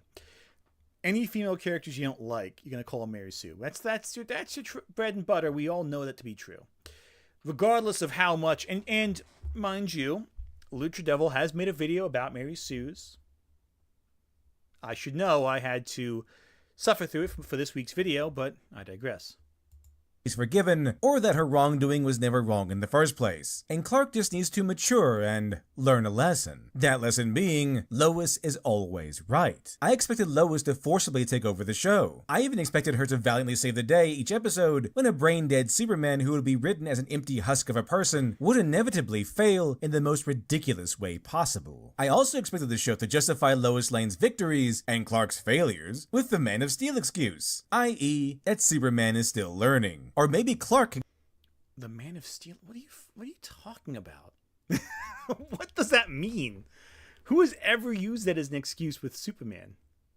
You know, that's the thing too. Like, Lois Lane figuring out a clever way of helping out Superman. That's not Mary Sue-ish. Do you think that Gwen Stacy was a Mary Sue in the Amazing Spider-Man movies when she'd find clever ways to help Spider-Man, but Spider-Man would still win? Like, it's a long... There's a great comic written by one of these guys' heroes, Mark Millar of all people, where it's like the Marvel Knights Superman, Spider-Man comic line. At the end of the issue, Green Goblin, he forms his Sinister 12, I think in this case, and Scorpion gets his Venom symbiote. And Green Goblin kidnaps Mary Jane, brings her to the top of the bridge where he dumped Gwen Stacy off. And Spider-Man goes to try to save Mary Jane, and Gwen Stacy and Mary Jane just pulls like a gun and just shoots Green Goblin off his glider. It's great. It's a fun little bit. Like, the idea that the female love interest has to be some damsel in distress is ridiculous, especially from these guys who clearly don't know what the character's like if they think that Lois Lane being quippy and, overconfident is a bad thing. That's like half of the appeal. I wonder how he feel about episode 6. Yeah, exactly. He was probably one of the biggest ones complaining about it and crying about it. You get a lecture from Jimmy for spending too much time saving the city and not enough time helping Lois in the soup kitchen or something. Oh, wait, but that clip is from after the episode 6 episode. This is the scene where Jimmy Olsen reveals he knows that Clark is Superman. So this must have taken place after that. This video must be made after that. Invincible style. And I was wrong, mostly. There were 3 main things from the first 3 episodes that were quite surprising. Here's what I mean. Let's start with the most surprising aspect, how they wrote Lois Lane. In an era hostile to masculinity, and bursting to the brim with boastful Mary Sues, this has to be one of the biggest subversions of the year. And not the Rian Johnson kind of subversions, which are totally... He can't help himself, can he? He has to fill the whole review with buzzwords. He can't just talk about the show. He has to shove in his references to his base to keep them interested. It's like a man trying to entertain his audience with an audience of babies with keys. Oh, here's Ray, here's Rian Johnson, here's Captain Marvel. Like, come on, dude, just chill out and just talk about the show. Totally just big brain connections meant to cover up terrible writing as genius, but an actual subversion of what I expected. Because as mentioned, I expected Lois to be yet another Little Miss fanfiction born from a mix of raw anger and crippling insecurity from the writer's room writers, and who'd be used... That says something more about you than it does anyone else, buddy, though. as a bludgeon to bash Superman's character into submission before his bruised and battered dignity is tossed upon the pile alongside He-Man, Jean-Luc Picard, and Kenobi. But just get to the point, my dude. But that's not what happened. Sure, Lois Lane is another spunky, awkward, quirky character in an endless line of spunky, quirky characters who is not like other girls TM. Look guys, she's into robots. That's not a traditionally feminine thing for her to be into. Surprised Pikachu face? Though one should note that in lesser stories the robot poster would be the entire gag. Something to make sure the audience knows that Lois isn't feminine, dad. However, there's actually a plot reason for all of this. See, there's one thing tomboy Lois Lane has that so many try-hard female characters of the era do not have: accountability. And for those curious, try-hard in this context refers to a character in the current trend of female characters with... Oh my god, just get to the point, my dude. Like, this is one thing I really cannot stand about his review style. Like, he just rambles about... He shoves in all these other buzzwords and connectivity tissues. Like, and it's always the same thing. It's never like it's one thing if you made up... Okay, so here's the thing. It's one thing if your style had it where you incorporated like other tangents that you connected back to the main point eventually. I do that sometimes too. I introduce side ideas, like parallel ideas that kind of work alongside your core argument, but in a way that reinforces your ideas at the end. he's just making up a hypothetical. He's creating an entire straw man argument in his head. He's making it all up. He's saying, oh, this is going to be what it's totally going to be. And here's how this is going to be. And he spends like 20 minutes talking, well, not 20, it's like 2 or 3, talking about this hypothetical. And it says, my hypothetical was not right. It's like, well, what was the point then? What was the point of bringing it up? Just get to the point. With awful personalities and wield unearned powers or abilities that generally make them better than anyone around them with little to no actual consequences. So you'll get Rey bypassing the compressor by yanking out a big piece of machinery, which somehow fixes the Millennium Falcon instead of making matters worse. I will address that on Friday. I'm going to address that on Friday. Which would have been hilarious. You'll get Captain Marvel casually destroying a man's jukebox to show off her powers. At least Zack Snyder's Superman lost the world's trust. Wait, you mean the jukebox that belonged to a bar that was abandoned? That jukebox? The one that was not occupied? After his city-destroying battle with Zod. To summarize, a try-hard female character is usually one the hyper-emotional Twitter psychos love and call you sexist for hating, and sometimes racist. No need to work for their abilities and rarely receive any direct consequences for their actions, no accountability at all. Quite unlike tomboy Lois Lane, who, by comparison... So wait a second. He likes Lois Lane because she gets punished by the plot? Wow, what a sad way of viewing things. Begins the series by trying to convince the Chief to give her the stolen robot story. But the Chief refuses to entertain such a far-fetched story and sends her, Clark Kent, and Jimmy Olsen out of his office, keeping Lois back a moment for one last word. However, instead of saying the story has been rejected, Lois exits the Chief's office saying that the story has been accepted and that the Chief assigned Clark and Jimmy to assist in following up on Lois Lane's stolen robot story. See, I told you there was a reason for the poster. This is where we see Lois having to earn her credentials as a reporter. From the very first moment we see Lois, she has a board in her room with clues she's been piecing together about the story. The ever-ambitious Lois has been doing everything in her power to piece together enough evidence to get the story approved by the Chief. So we see hints of her hard work already in play. So it makes sense when Lois reveals gathered video evidence and even that she has a current lead. So Why didn't you just start with this? Why bury the lead this much? You have an argument you clearly want to make to indicate that Lois Lane's a character who is dynamic and interesting and complex, who works for her accomplishments and is rewarded by the plot. You clearly have that argument. So why talk about Rey and Captain Marvel for like 3 minutes in a review about Superman? It's like, you guys saw Big Lebowski, right? You've all seen Big Lebowski? It's like how Walter brings up Vietnam in like every scene he's in. It's like that, except this is Vietnam. He's so... Okay, yeah, that's right. He's so mad people like the show where women are treated like people. Like, he's so mad he liked it. Like, he has to justify it. He has to, like, really struggle to get to that point. Like, it's like a pathological thing, I think.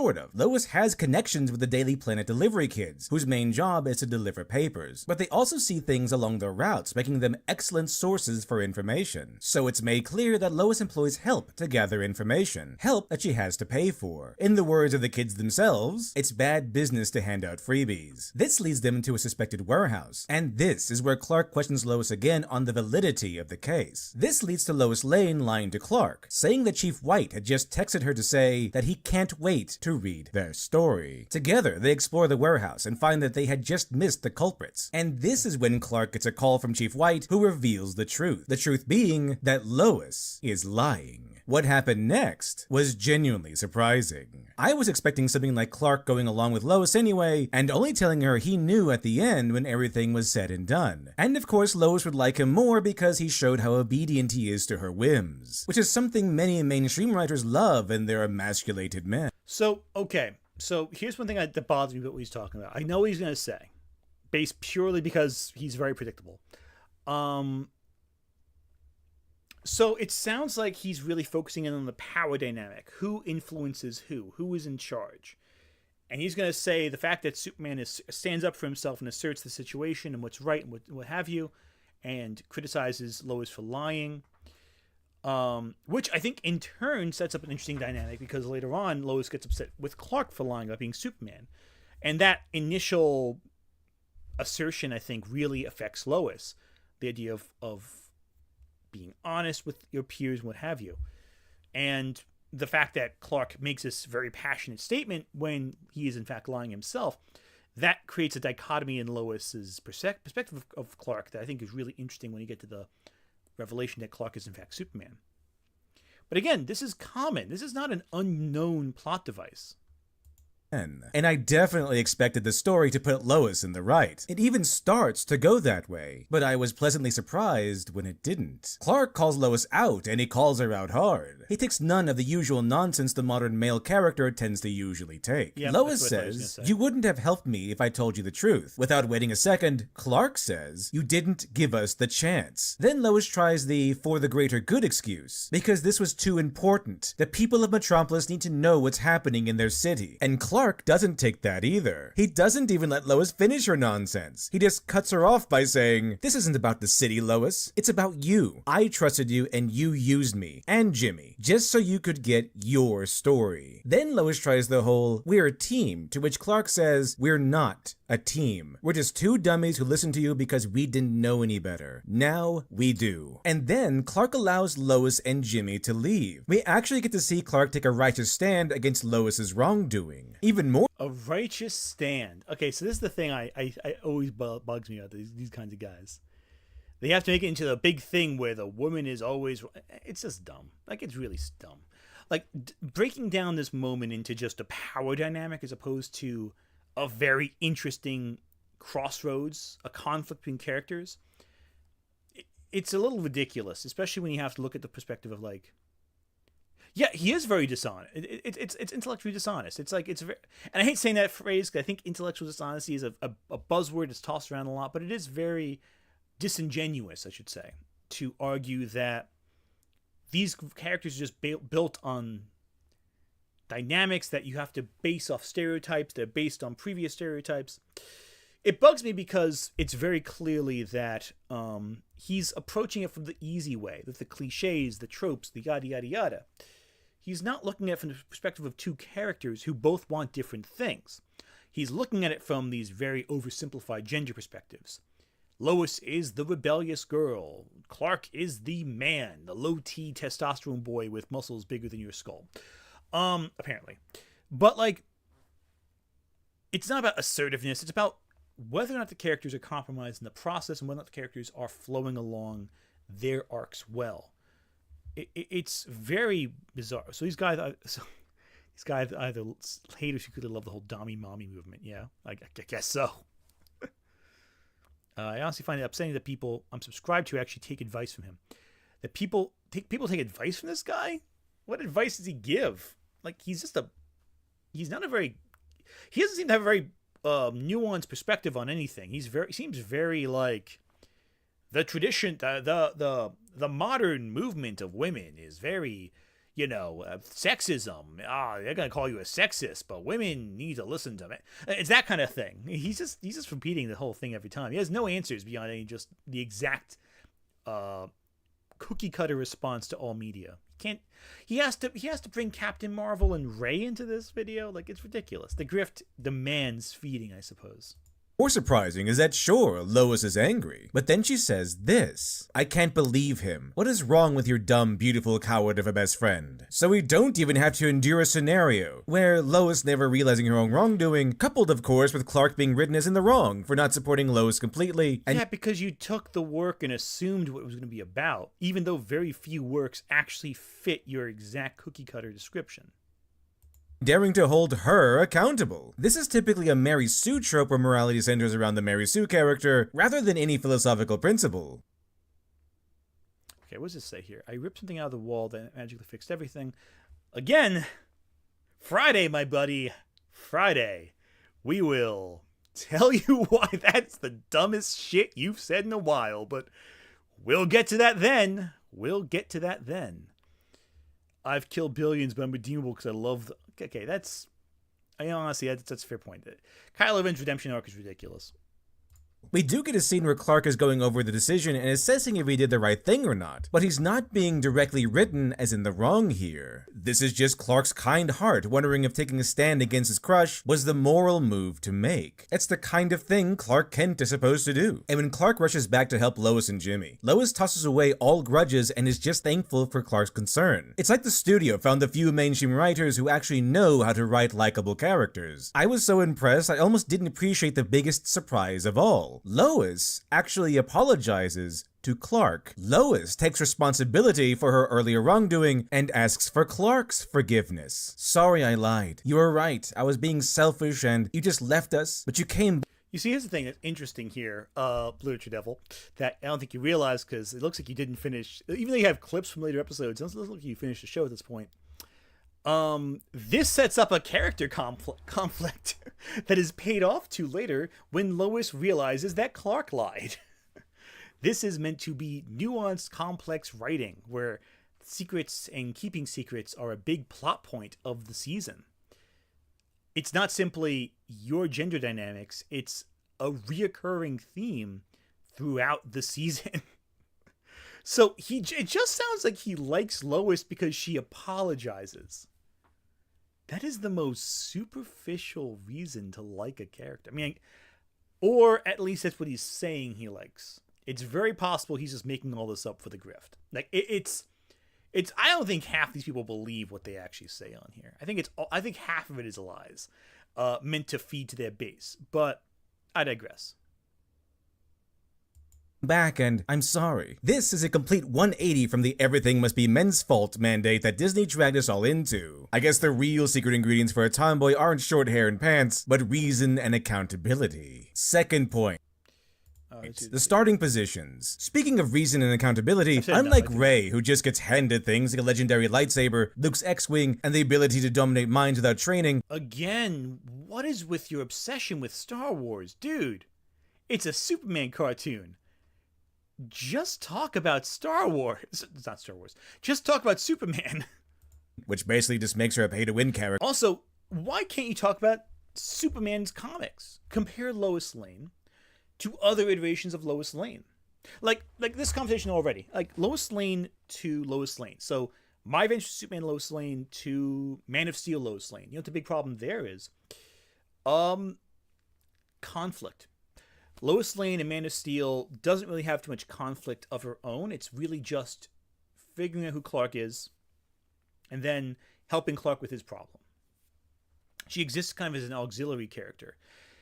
To be saved by Clark, yes, but also kind of her issues are folded into Clark's. Batman v Superman almost did something interesting with Lois Lane, I think. But it was all cut out. So, who cares? Most people didn't see that version. Her investigation of Luthor is interesting, even if, again, it is just dependent on Clark's story. But Star Wars has nothing to do with this cartoon. With Angry Joe, you can tell he probably agreed with this guy on a few points about modern writing, but, like, he kept the focus on other Superman stories consistently. This is just, he's dragging Star Wars into this because he can't think of anything else but Star Wars to compare this to. Lois Lane gets handed nothing. One rather clever aspect of my... Dude, what are you gonna... Again, this is, like, ridiculous. Like, you're obsessed with this. He's more obsessed with Lois Lane's role in the story than Superman or Jimmy Olsen or anything else. And I love Lois's character in My Adventures with Superman. I think she's a great character. I think she's really well written. I do like how she struggles to get everything she needs in the sense that she is fighting for it. So on paper, if he just said, I like how Lois, she starts with nothing. She's really scrappy. She is struggling to get attention and to get acknowledgement from her boss. She's, Super Chat. So that guy, 493. Okay, cool. Thank you so much for the Super Chat. Let's take a look. Neither Lois or Clark are really in the wrong in that episode. They are both acting out of fear. The important thing is that they both realized it. 100% yes, that right there. Thank you for solving the puzzle there. You get the no prize of the day, to quote Stan Lee. No, 100%. This is the point. They're both acting out of fear. Lois's fear of being, of failing, of not being acknowledged for her intelligence or her skill, not being able to prove herself.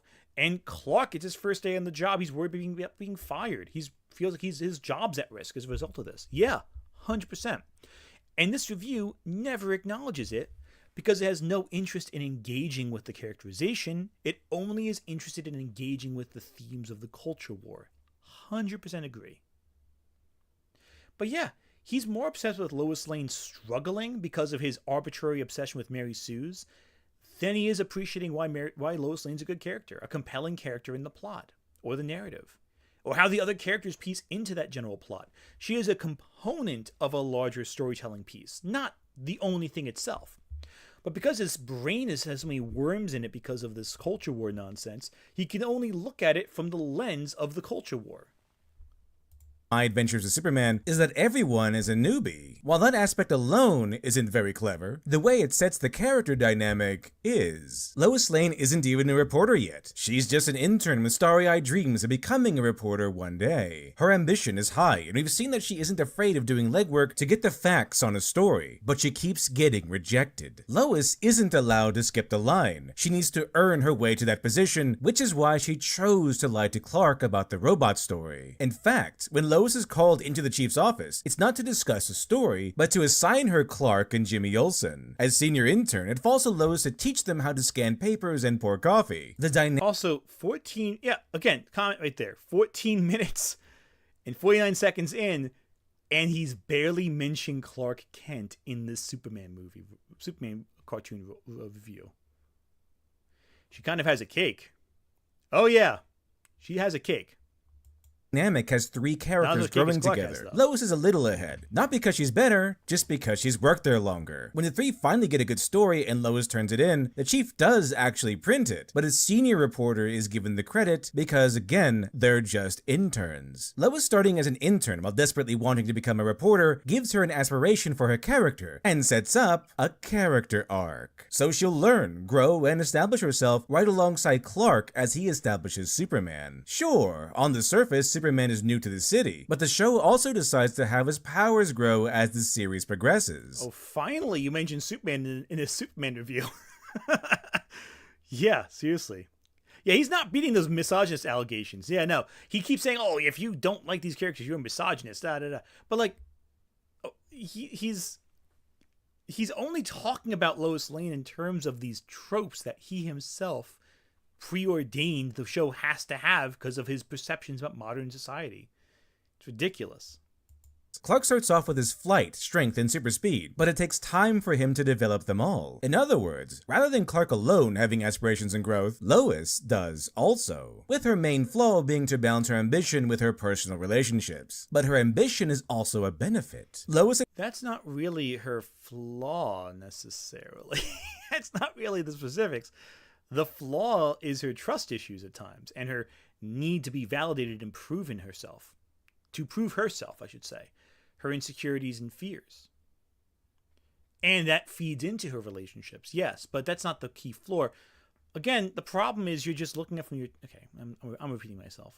And her new friends are not given space to work since they're just interns, so Lois sets up a meeting room all on her own within the dregs of the Daily Planet. And by that I mean in a room basically used for trash. Even then, when they create a board full of clues for an ongoing story concerning new supervillains, a trio of actual reporters step in to steal all their evidence. And remember, breaking big stories and earning her reporter status is Lois's dream, not necessarily Clark's. So not only is Lois Lane not handed anything, not only does she have to earn everything she has by going above and beyond, even when her investigation does gain traction, she also has things taken away from her. And number 3, Superman is Superman. Someone in the writer's room of this show clearly knows who Superman is. And I don't mean just Clark. Oh, really?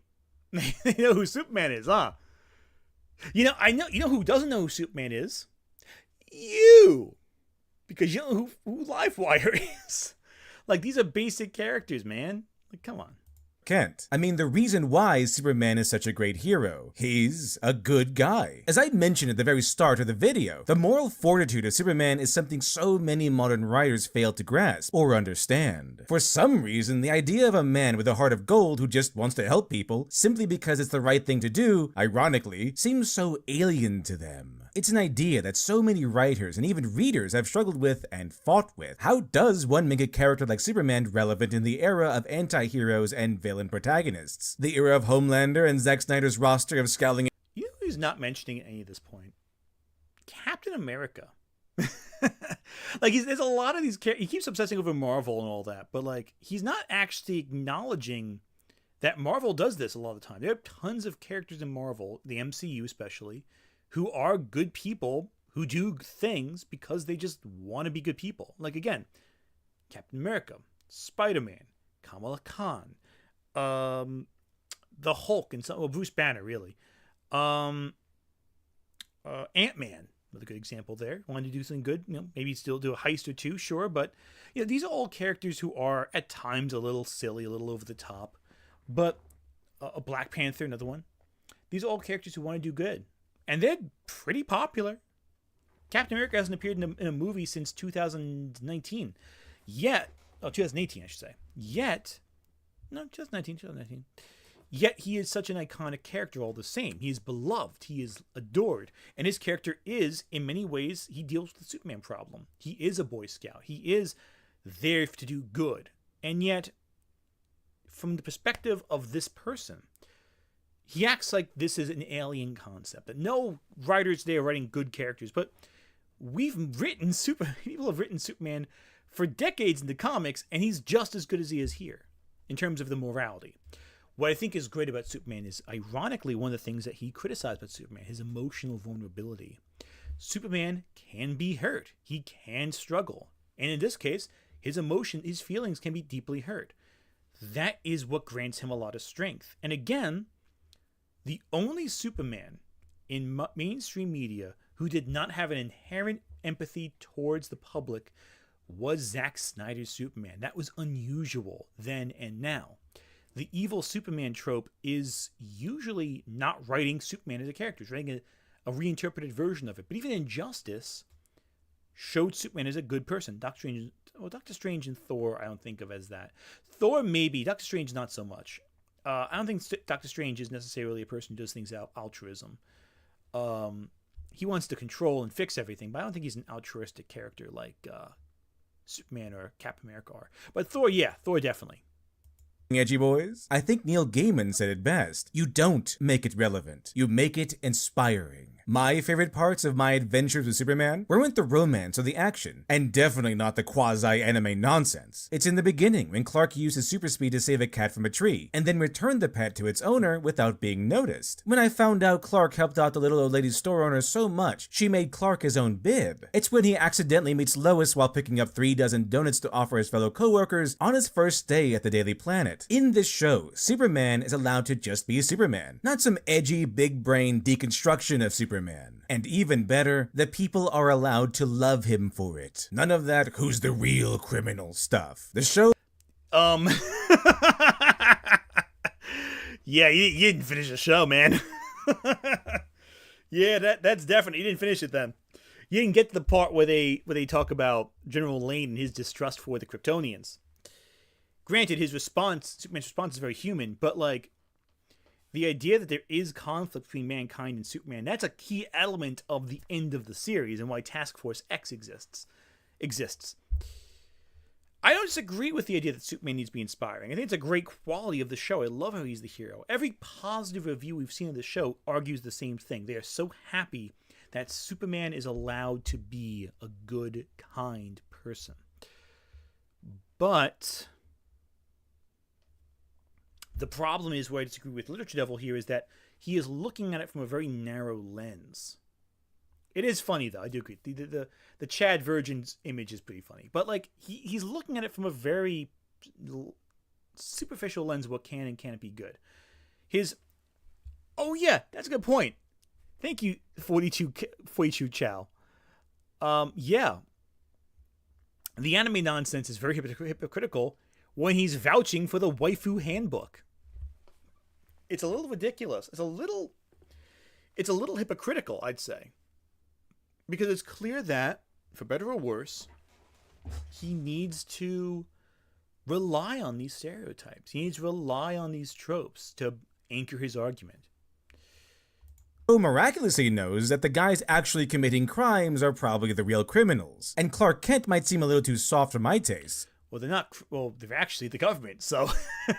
But beneath Well, his friendly, nerdy exterior is a man of strong moral character and genuine kindness. In fact, I was so impressed by his show allowing Superman to actually be Superman, I pointed at my television and said, "That's my Superman." In the words of the man himself, the truth is, I'm still piecing together who I am and what I can do. But at the end of the day, I'm here in super weapons, and men who can shoot lasers from their eyes. Is it really so hard to believe in a guy who just wants to do the right thing? Okay, that's the awkward pause, white noise. Okay, so Lucha Devil there, he ultimately, I think it's funny is this. At the end of the day, we didn't see too far in terms of the show. We both liked the show. The problem is he has to view it through an asinine cultural war lens. It's the only way you can read through it, but I digress. But at the end of the day, what matters is you did enjoy the show. That's the only takeaway that I'm going to care about. Did you like it? Yes? Okay. The rest of his culture war grift he has to say for his audience to pander to them. I don't know if he believes it or not. I don't really care if he believes it or not. Because he'll say it, and that's what the impact it has. I don't believe half these guys actually believe what they say. They're saying it because they know their audience will lose focus if they don't dingle the ray keys in front of their eyes or whatever. Yeah, he's gonna have an aneurysm when he finds out the real villain was the American government. Do you ever do a follow-up? I want to see if he did ever do a follow-up on this. Where are you? Oh, yeah, so... Oh, God. He did a follow-up on Lois Lane. Is Lois Lane a Mary Sue? It's right here. It's actually really funny because it got less of a response. That's funny. That's really... Oh, actually... Huh. Interesting.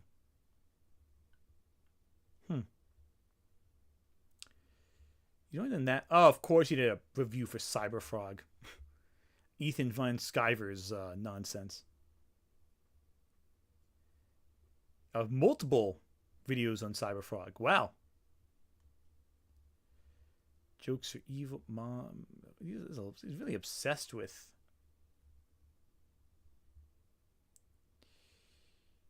He's really obsessed with all this nonsense. Okay. Oh, is Superman relevant today? He had a whole video on this one. 3 years ago. I guess we found out that answer, didn't we? How many comics issue videos? 1, 2, 3, 4. Yeah, a lot of these nonsenses. Wow, his videos are just pure Comicscape cope, basically. Diversity in comics lawsuit. How screwed is Mark Waid? Well, as we found out, Mark Waid was very fine, I think. I think he did quite okay in that one, ultimately, if I remember correctly. But it's been years since I forget. I thought the case was dismissed. It's a possibility I might be mentioned in one of these, if it's the Comicscape videos from back in the day, because that was a big point of my discussions on when I was still writing for websites. What's Cyberfrog? I'm so happy you don't know what Cyberfrog is. To make a long story short, Cyberfrog was a comic made by Ethan Van Sciver. He was a artist for DC. He worked on such works as the Sinestro Corp Wars and Blackest Night and Flashpoint and some of the New 52. But he was let go from DC because he just took forever to... He was very slow to meet his deadlines. He didn't reach his deadlines fast enough, and he's a bit of a jerk. So he kind of joined in with the Comicsgate movement when it first came out, and he wasted all of his time doing all these streams and everything. He took forever to get anything made. He really did not like me at all, because at that time I was working with doing freelance work for sites like CPR and the like, and he was pissed I wouldn't review his comics, essentially. So it comes down to that a lot of them were pissed I didn't review their comics. And Cyberfrog was his story. It's basically just like Teenage Mutant Ninja Turtles crossed with like light body horror with cyberpunk influences. That's the whole thing. There's not much of a plot. It's just not good. the problem with Comicsgate works is that they tend to be very bland.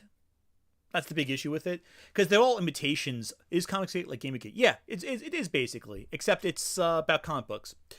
It was a thing they tried doing back in the 2018, 2019. It still exists, but it's the problem is they went after people like Gail Simone, Heather Athos, Kelly Sue DeConnick, and they were very obsessed with any women who. There's this picture of a bunch of comic artists who are like comic artists who are drinking a bunch of milkshakes. And Comicsgate was so upset that women involved with the comic industry were hanging out drinking milkshakes that they basically swore to destroy these women because they had expressed happiness in a photo once. Like, just truly obsessed. It's funny, though, like... Yeah, so it's funny how Ethan Van Sciver had such a hand in, like, so many good stories, like, legitimately great stories. He was involved with the creation of Vanellope Cruz, who's one of the... I think Vanellope Cruz, right? That's the character's name? One of the Green Lanterns. He did some art in Grant Morrison's X-Men run. Like, a real hand. Heather Antos. I'm sorry, is it Athos? Antos. Yeah, he had a hand on those great stories, and he threw his entire reputation away because he just couldn't get his work done on time, and people didn't...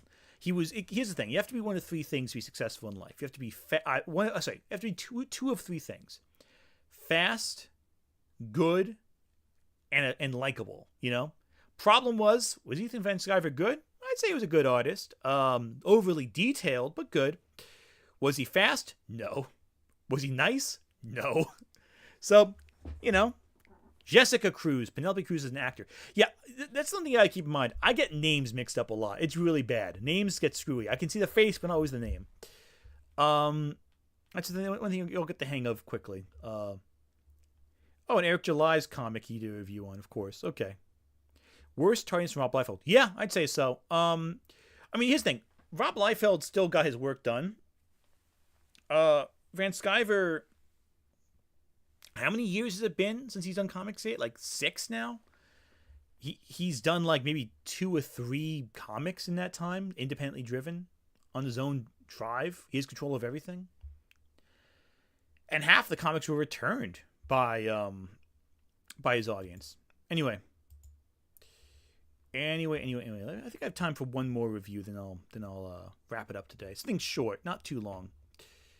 Nando Cut I think is really cool. Lois is not the new Amber. It's a whole thing. Maybe that one. Oh my god, she's adorable.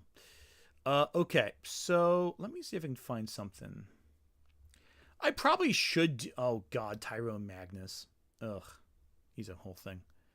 Yeah, no, he's not the John Kay of comics. I think Ethan Van Sciver is not a good person, but I won't say he's the John Kay of comics. I don't think he's ever assaulted anyone, as far as I know. I just know he's not a good person, but he's not. It's because he's a jerk, not because he's like a rapist. You know what? Yeah, we'll go with this short one right here, I think.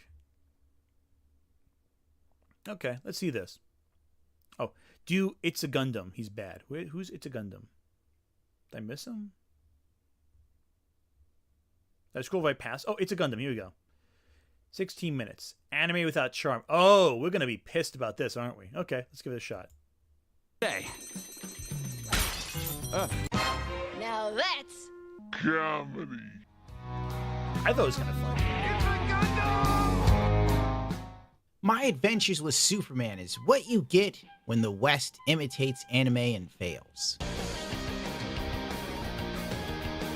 Okay, let's get past that. It's copyright. Again, another legacy character gets revamped for modern audiences. My Adventures with Superman is the type of show you'd enjoy if you also enjoy living in your own headcanon while cruising Twitter. Grandpa's feeling a little frisky today. Somebody behind this show really wanted Guts and Casca to be happy in another. Okay, that is funny. I do like that. Yeah, that does seem. Lois Lane does look a little bit like Casca, only without any of the muscle and much shorter and different personality type, and nothing at all like Casca. Actually, it's not really that funny when you think about it. Universe. How any person came up with the idea that this watered down, sad excuse for a Western cartoon mimicking anime had anything in common with one of the greatest mangas ever made, an actual creative. You're just saying that because one character has short hair. They don't look at all like each other. Okay, Casca. No, we're not doing that. So he's going off on a tangent about because of a headcanon someone else had or like a joke someone made. Okay. Masterpiece, only known as Berserk. I took offense to that. I'm going to try and review the first 2 episodes as nicely as possible. Oh, nice. Because what I want to say would get me banned off of this platform. So so far, this is the only guy we have seen who actually didn't like the show. He's unique so far in that regard. Everyone else, even the Comicsgate guy, liked this show. The character. This shows what you get when people who lack creativity attempt to copy the successful formula of anime, but with none of the love or even the good story beats, or clearly a budget. Superman slash. Okay, clearly a budget, dude. The animation's really smooth. Nearly the budget. This show is pretty smooth from start to finish, especially later on. Like, I know you only watched the first 2 episodes, but that fight with Parasite at the end, it's some animation budget right there. Also, how did you ever compare Guts to Clark? Doe-eyed Clark, who like is teary-eyed if someone says a mean thing to him, and Guts. Also, Clark Kent's not a legacy character. These aren't legacy characters. These are just adaptations of the core characters. His son, John Kent, is a legacy character, but not this. I don't think he knows what these words mean. Clark Kent talks to himself like a character from a Tumblr fanfiction. Do not You mean like the comics? You mean like in the comics when they talk to themselves? crush his hand. Hey, Clark! Today just be normal. Today just... Be extraordinary! Okay, I had to save the cat. I'm a normal man. Man. Seems kinda gay to me. Also, Superman shows up to the Daily Planet not knowing who he is. So he's like having this emotional existential crisis. What? What do you mean Superman doesn't know who he is? Okay. You mean because he doesn't know he's a Kryptonian, like in most origin stories for Superman? I don't understand his criticism so far. It doesn't make any sense. Like, I don't get it. Okay, whatever. Maybe he makes sense over time. Throughout the first episode that was absolutely annoying. Why am I doing this? Who am I? Why does that bother you? A kid learns he has superpowers for the first time. It's bizarre. It's unusual. His body's changing. That's a puberty thing right there, but I digress. Like, it doesn't make... I don't get your criticism, dude. What's wrong about this? Who am I? Because we needed help. Don't you want to know who that person is? It's such a stupid take on Superman in my personal opinion. By the time he went to the city to join the Daily Planet, I can't remember right now, I'm tired. He already knew who he was and what he was capable of. Yeah. Why does that make it better, though? That's not the question. Yeah, it's a different take on the character, but why is one take worse than the other? Let's get into that. Hopefully you can answer that question. Set out to help people as Superman by the time he went to work there. But now, it's self-discovery Superman. Every 5 seconds, who am I? What am I? I think he just used all the scenes of him questioning his identity right there, aside from when he goes to the Kryptonian ship at Smallville. But I digress. Lois Lane is no longer a woman who has her power in her femininity with race. Lois Lane never was a woman who had her power and her femininity. She was a woman who just took charge of things and didn't give a crap who she had to step on to get in the way, to get to her destination. Lois Lane has always been assertive. She's never given a shit. Buddy. Okay. Razor's sharp wit and keen observational skills. Oh. Hi. Hello. Clark Kent from Smallville. Smallville? Never heard of it. Have you ever been to Kansas? God, no. Look, Smallville, nothing against you, but even as a kid, I never liked babysitting. You want to keep up with me, you gotta be quick. I'm no tour guide and I don't hold hands. Really? I'm like fearless. You can ask Ms. Lane. She uses me all the time. Bye. Yeah, there's nothing about femininity right there. It's just she's a take charge person who just wants to get away. Like, there's nothing about that that's like particularly feminine, except the fact she wears a skirt. And that's it. Oh, I see. Lois Lane now has short hair and dresses like Elliot Page. And she also has all the emotional maturity of a preteen, except she's in her 20s. She now feels more like a self-insert character than the Lois Lane we've all known our entire lives. For God's sakes. She has short hair in the comics too, buddy. Also, it's so funny seeing these two reactionaries with two very different reactions. It's amazing. And what's funnier too is this video came out before the other one. The other video was like 8 months old. This is 10 months old. So the other guy had time to think about his reaction. Maybe tailor suit it knowing the audience and knowing the reaction was very positive. This is like raw reactionary right here. The character is flushed out. She's like 100 years old. Jimmy Olsen's now black. Damn. I'm sorry. Because of course he is. Hollywood's relentless erasure of redheads knows no end. You know, it's very funny how they don't care about Matt Murdock not being a redhead, but they're very obsessed with when a black person plays a character with ginger hair. I wonder why that might be. I can't quite put my finger on it. But Matt Murdock, no one ever talks about not being a redhead. I can't imagine why. There must be something going on about that. Maybe it didn't read the Daredevil comics. Who knows? Can't quite be anything else. Yeah, they hate pixie cuts for some reason. I don't get it. Ginger Lives Matter. You might say Gundam. It's a kid's show. And I would agree originally. Yes, I thought the same thing until I noticed that My Adventures with Superman is on Cartoon Network at midnight. What does that have to do with anything?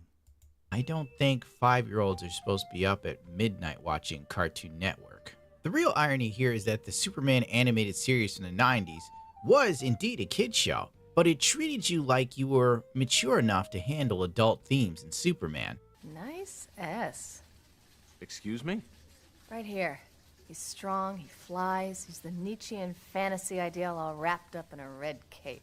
News Kent. The president broke diplomatic ties with Kasnia months ago. Which means Luthor couldn't sell the Regent a war suit without it being a deliberate act of treason. So Luthor just left the back door open for him to take it. It works in theory. In theory, maybe, but Perry White doesn't run theories. Whereas to this show is an Adult Swim show that feels as generic as a Saturday morning cartoon. So this is the thing I don't understand with this argument. I don't think he's going to give an example as to why. I'm going to take a wild guess and say he's not going to take not going to give an example as to why this show feels like a Saturday morning cartoon show. Cartoon show aired at midnight for, I guess, teens and people in their early 20s that are still trying to figure out who the hell they are. I don't know. You just show them the ropes and get... They can help me with the story. Oh, have you considered that these robots might have come from beyond the stars? They came from an army base. There's only so many places to hide them. I've already got a lead. It could be the sewer dinosaurs. So we follow up. Mothman! Meet my source. Mer people! Mer people! Find the robots. And get the story. Then what are we waiting around here for? And you're like, hey, I remember when movies made me feel things. Movies still make me feel things. I feel regret most of the time. The villain! So in this case, he's avoiding actually talking about what the show is. He is showing clips of different writing styles, characters acting in a different way, and saying one's inherently better than the other. You see, here's the problem. If I showed you two clips of people talking, one clip is from the Manchurian Candidate from the original one from the 60s or 50s, whatever, and another clip is from let's say let's say that the other clip is from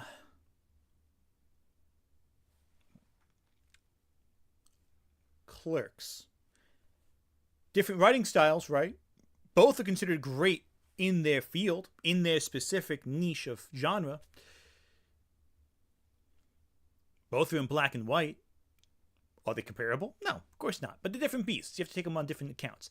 You wouldn't compare the language from Clerks and the language from the Manchurian Candidate and say that they're equivalent. But they are still, for what they're trying to accomplish, successful.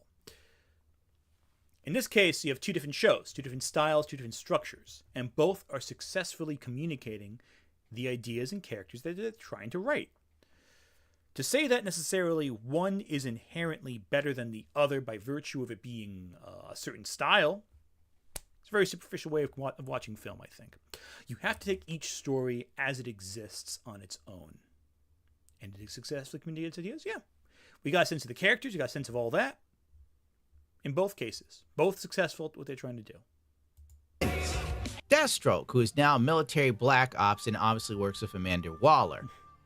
He looks nothing like Deathstroke and acts...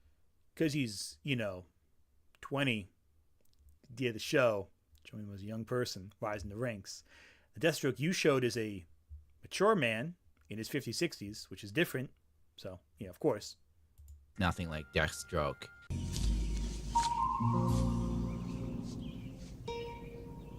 What the f is this piece of shit? The character... It's funny, too, because Deathstroke is actually pretty badass in this show. Like, Superman has never beaten Deathstroke in the show thus far. Like, he's always either been either overwhelmed or they fought to a standstill. But there hasn't been a scene yet where he's definitively beaten Deathstroke, especially with the new gear he's gotten in season 2. So, again, you can say, oh, he's a lame twink, whatever, but still a pretty good fighter.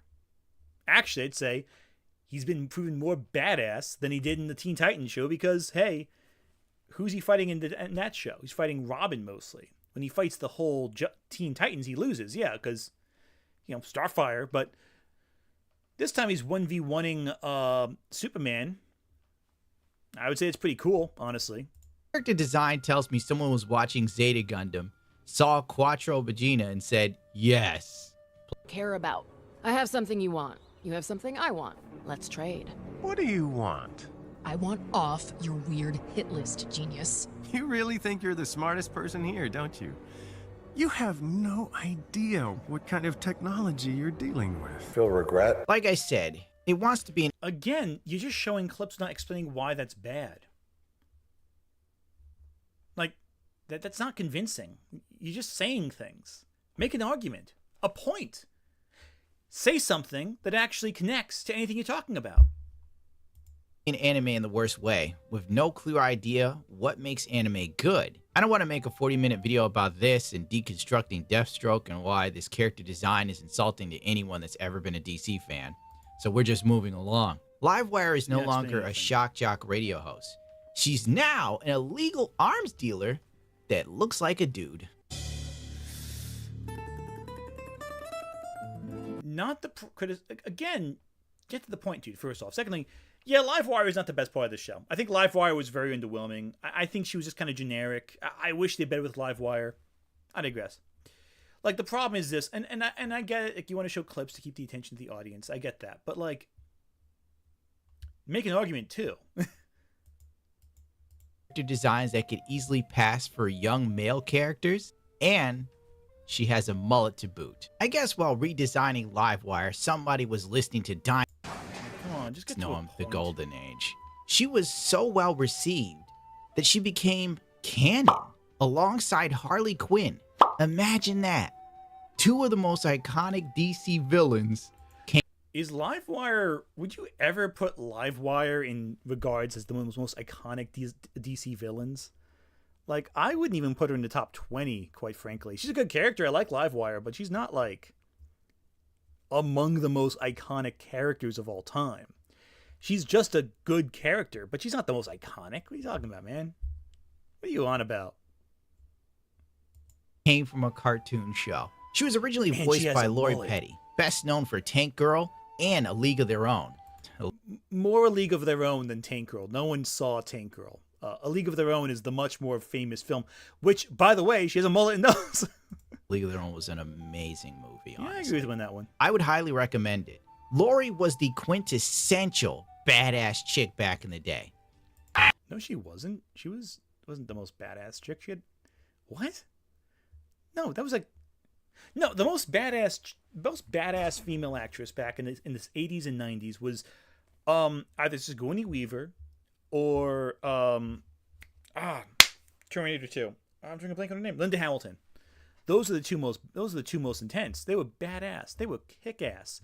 There were news articles about that. Demi Moore was also pretty cool too, I'm not gonna lie. But Tank Girl's good. I like Tank Girl, but it's not an iconic film. It's a cult classic, but it's not a great. It was reviled when it came out, quite frankly. Anyway. Well, anyway, as I said before, Livewire, shock jock, radio host, a la Howard Stern. She didn't like Superman, and by today's standards, the character would still be considered problematic, is the word the kids use. Why? I mean, sure, you could sit there and go, shock jocks are a thing in the past. Okay, fine. But if you wanted to modernize Livewire, you could have made her like a YouTuber or something with opinions that aren't part of the in vogue political talking points. You would have nailed it. Could you imagine Livewire doing the Alex Jones rants? No, it wouldn't be Alex Jones. It would be more like a streamer who says inappropriate shit, most likely. Alex Jones, conspiracy theorist, not a shock jock. There's no comparison. What do you think tap water is? It's a gay bomb. Something the show is clearly lacking. The biggest joke in the show is that Superman wears a bib while eating donuts because he gets sprinkles on himself. Such a good appetite, this one. No, see, it's not all for me. But he gets the sprinkles all over. How do you miss the point of the joke? The joke is he's trying to leave a good impression on Lois when he first meets her, and his kindness is leading to this whole situation. It's a cute scene. It's not a joke. It's more of a cute little kind of an awkwardness. It's like a meet cute kind of thing. It's a basic storytelling convention. Yeah, also right-wing, exactly. KJ Kung, yeah. Right-wing radio, exactly. It's big still, so. That's why we made him the bib. Well, today's my first day of work, and Honey, Clark is here. Good man. Get his bib. Comedy. Nah, I guess you gotta It's pretty funny, dude. Come on, it's a cute little scene. Dude, you gotta get over yourself. emasculate the world's strongest man somehow, am I right? That's how you knew the classic show had legs. They came up with memorable scenes, characters, and moments. They took legacy characters and were true to them, and in some cases even improved upon them. But my adventures with Superman, I highly doubt will do anything memorable with the IP. So name a character then. Name a scene from the original cartoon that's memorable to you. You're saying it's iconic. Name a scene. Name one scene that's that iconic to you, that you talk about the making memorable moments. Can you? Oh, you're on pause, so I guess you're not talking right now. Just another piece of fluff for the masses. Also, the idea of the scene that you're not getting because you're clearly not watching the scene correctly, it's meant to make him feel awkward in front of Lois. And later on, it's meant to put Lois kind of in a position where she thinks he's kind of a pushover in some senses. He's a little vulnerable. He's like a soft guy. He's trusting. He's loving. And I think that in part leads to why she feels like it's okay to kind of push him along in terms of her scheme. And that creates a false image of the full view of Clark. She doesn't see the full him yet. And she won't too much later in the show, but like it's meant to give an impression of Clark to Lois and Lois to Clark. And those first impressions are beaten over the course of the series. And also reinforced. Because while Clark's goodness isn't the whole of kindness to generosity of strangers and the affection he has towards people, that's one component of his character, but it's still one component of his character. There's more there, but it's still a key component of what makes him him. And that's really cool and compelling. So, I digress. The animation! While watching this show with my assistant, she described the animation as clunky. And I fully agree. I prefer to call it lazy cost-saving animation because, let's face it... You're an anime fan, you're saying this is lazy? I guess no one's seen X-Arm but me then. Warner Brothers has been in the hole for billions of dollars. Whenever Superman does something, which looks more like he uses his Speed Force than anything else, and I know that wasn't there. The Dan Turpin scene in Superman the Animated Series, Legend hits like a truck. Yes, Mercy Graves, yes. Mercy Graves was okay. Mercy Graves getting killed off in Batman v Superman as like an afterthought was pissed me off so much, especially casting the actress that they did for that role. Like just as an afterthought, and I thought they were gonna do something cool with her because they build her up as like a bodyguard. I thought it was gonna be, oh, that's gonna be who Batman fights, something like that when they fight Lex Luthor. But no, they just blow her up like an afterthought. Terrible. Jeff Thu has seen X-Arms. You two suffer alone. Yeah, it's valid. Their intention while trying to convey Superman's speed. They were shooting for Dragon Ball Z vibes, but failing so hard at it. Here's a difference between scenes. With My Hero Academia, where Deku punches out a giant robot and Superman does the same thing. It's very ironic that the moments are almost identical. But anyway, as usual, Twitter ran to defend this horrible show by saying, "Oh, Superman has had these powers." Yes, Superman has had super speed. Wait, so they both seen people punch robots. What's the difference? Yeah, one has more light. One's a little. Actually, honestly, the My Hero scene, the best animation is in the seconds leading up to the hit. But other than that, they're both very similar in terms of construction. The difference being is that the initial punch animation and the initial impact animation hits differently. Yeah, that's fair. But that doesn't mean that one's bad. It just means it's different. You didn't explain how it's bad animation. You just said, oh, here's two pieces of animation next to each other. Look how cool this looks. Like, you're not actually explaining why it's bad. You're saying, oh, look at this thing. This thing's cooler than that. That means the other one's bad. Like, that's not an argument. But I don't ever recall Superman running and being electric, and then it just goes off the rails from there. You don't remember that? Let me find an example. Let's refresh your memory. You don't remember a scene with Superman electric. Okay, let's see a scene right here. Let me get a couple images here. Oh, what do you know? Here's a bit where Superman's electric. Blue Superman. Forgot about Blue Superman? I didn't. I could never forget about Blue Superman. But clearly you mean, oh, he's just moving so fast electricity spawns off him, right? That's what you mean. Well, no, that's not him. That's this. Okay. Got this going on. Oh, sorry. Got that going on right there. There he has some electricity going around him. Let's see what else we got here. Oh,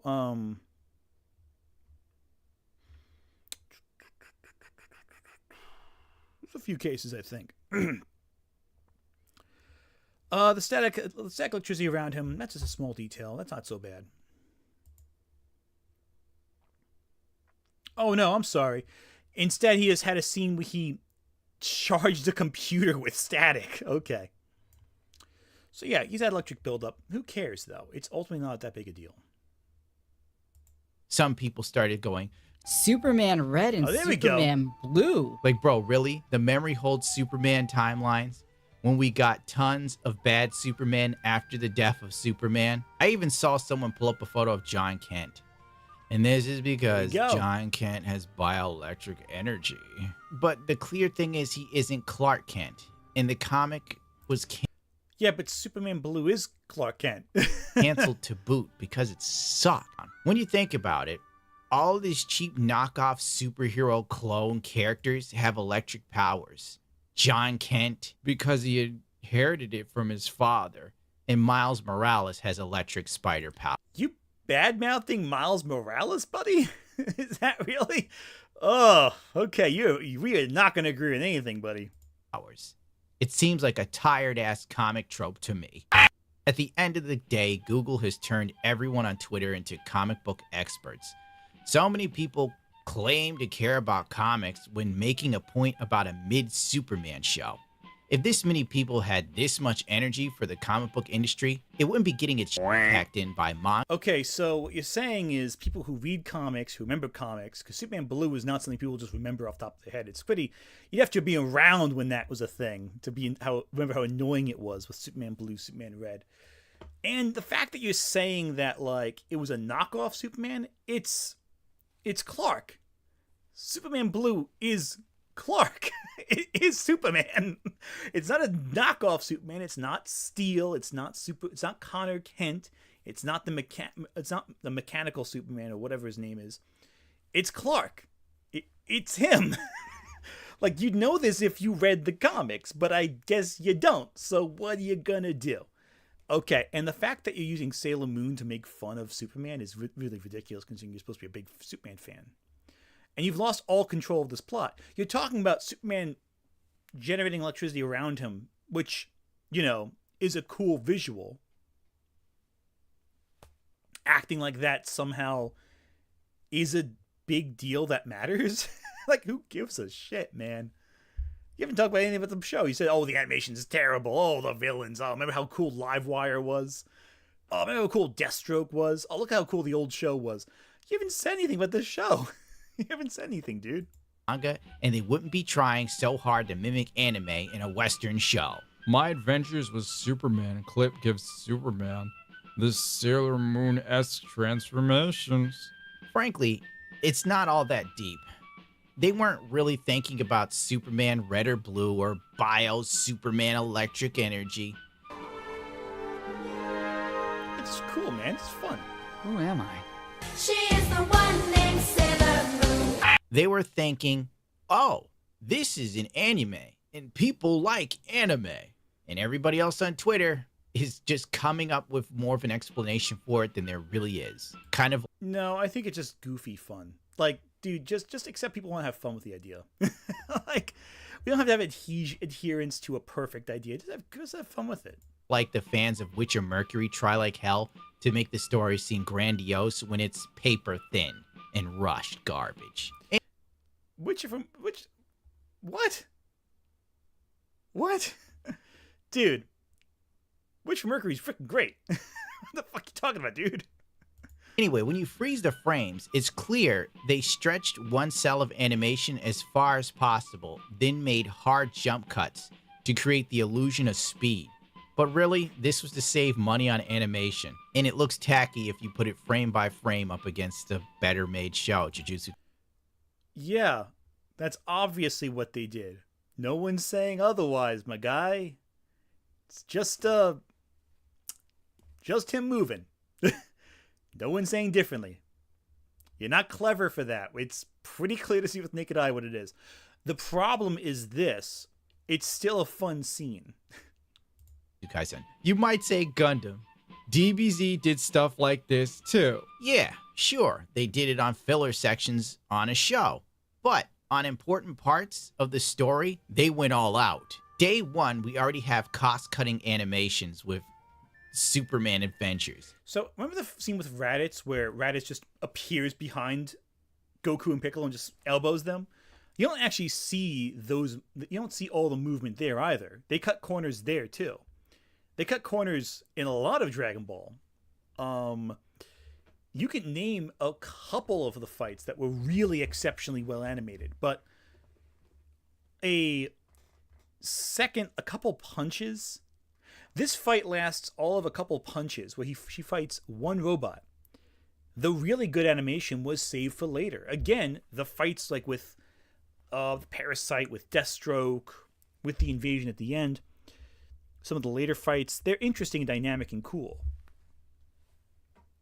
It's just a cool way of demonstrating speed. That's all it is.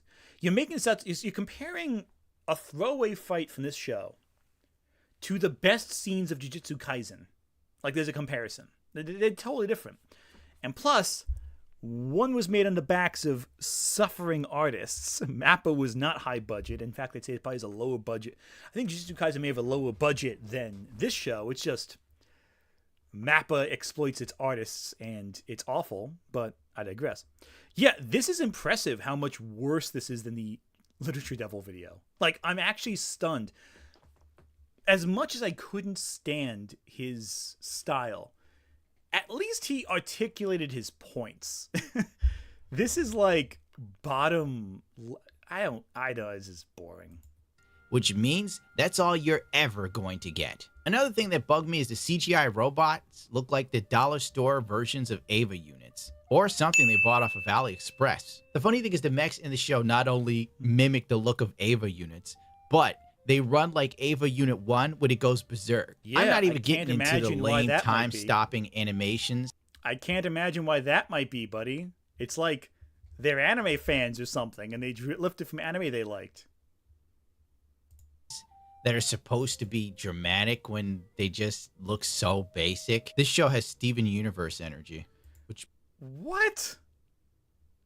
How is it remotely like Steven Universe? In what way?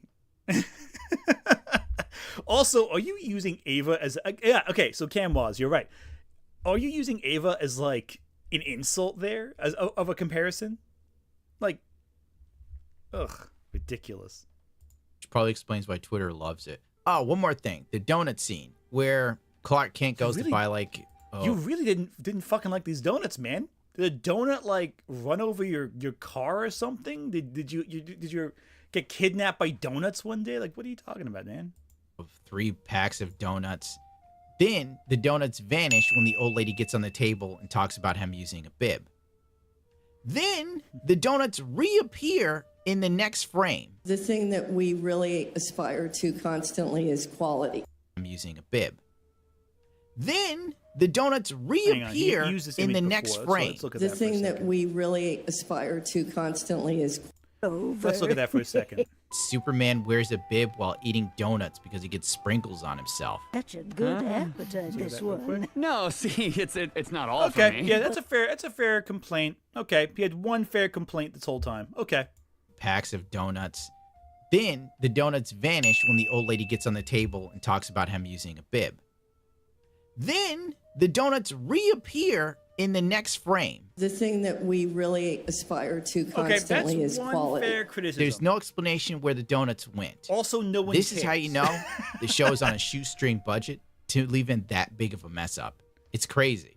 Final thought. It's also so unimportant, no one cares. After watching Demon Slayer Season 3 and the fun, interesting energy that Jujutsu Kaisen's second season has, My Adventures with Superman is such an inferior story and... Okay. Comparing it to Demon Slayer and Jujutsu Kaisen, I'm like, okay, buddy. First off, do you only watch mainstream shonen anime? It's a little... ugh. Secondly, you didn't mention the story. You didn't talk about the story at all of anything in this thing. Also, you're comparing a complete season of a show to the first 2 episodes of a show. You cannot be that disingenuous to not figure out that you're comparing episodes of material and narrative to the introductory episodes only. Especially season 3 of Demon Slayer, where you've had 2 previous seasons to establish the world and lore. Disingenuous nonsense. product. It's almost insulting to watch for any viewer that has a palate for better crafted animation, number one, and above all, entertainment.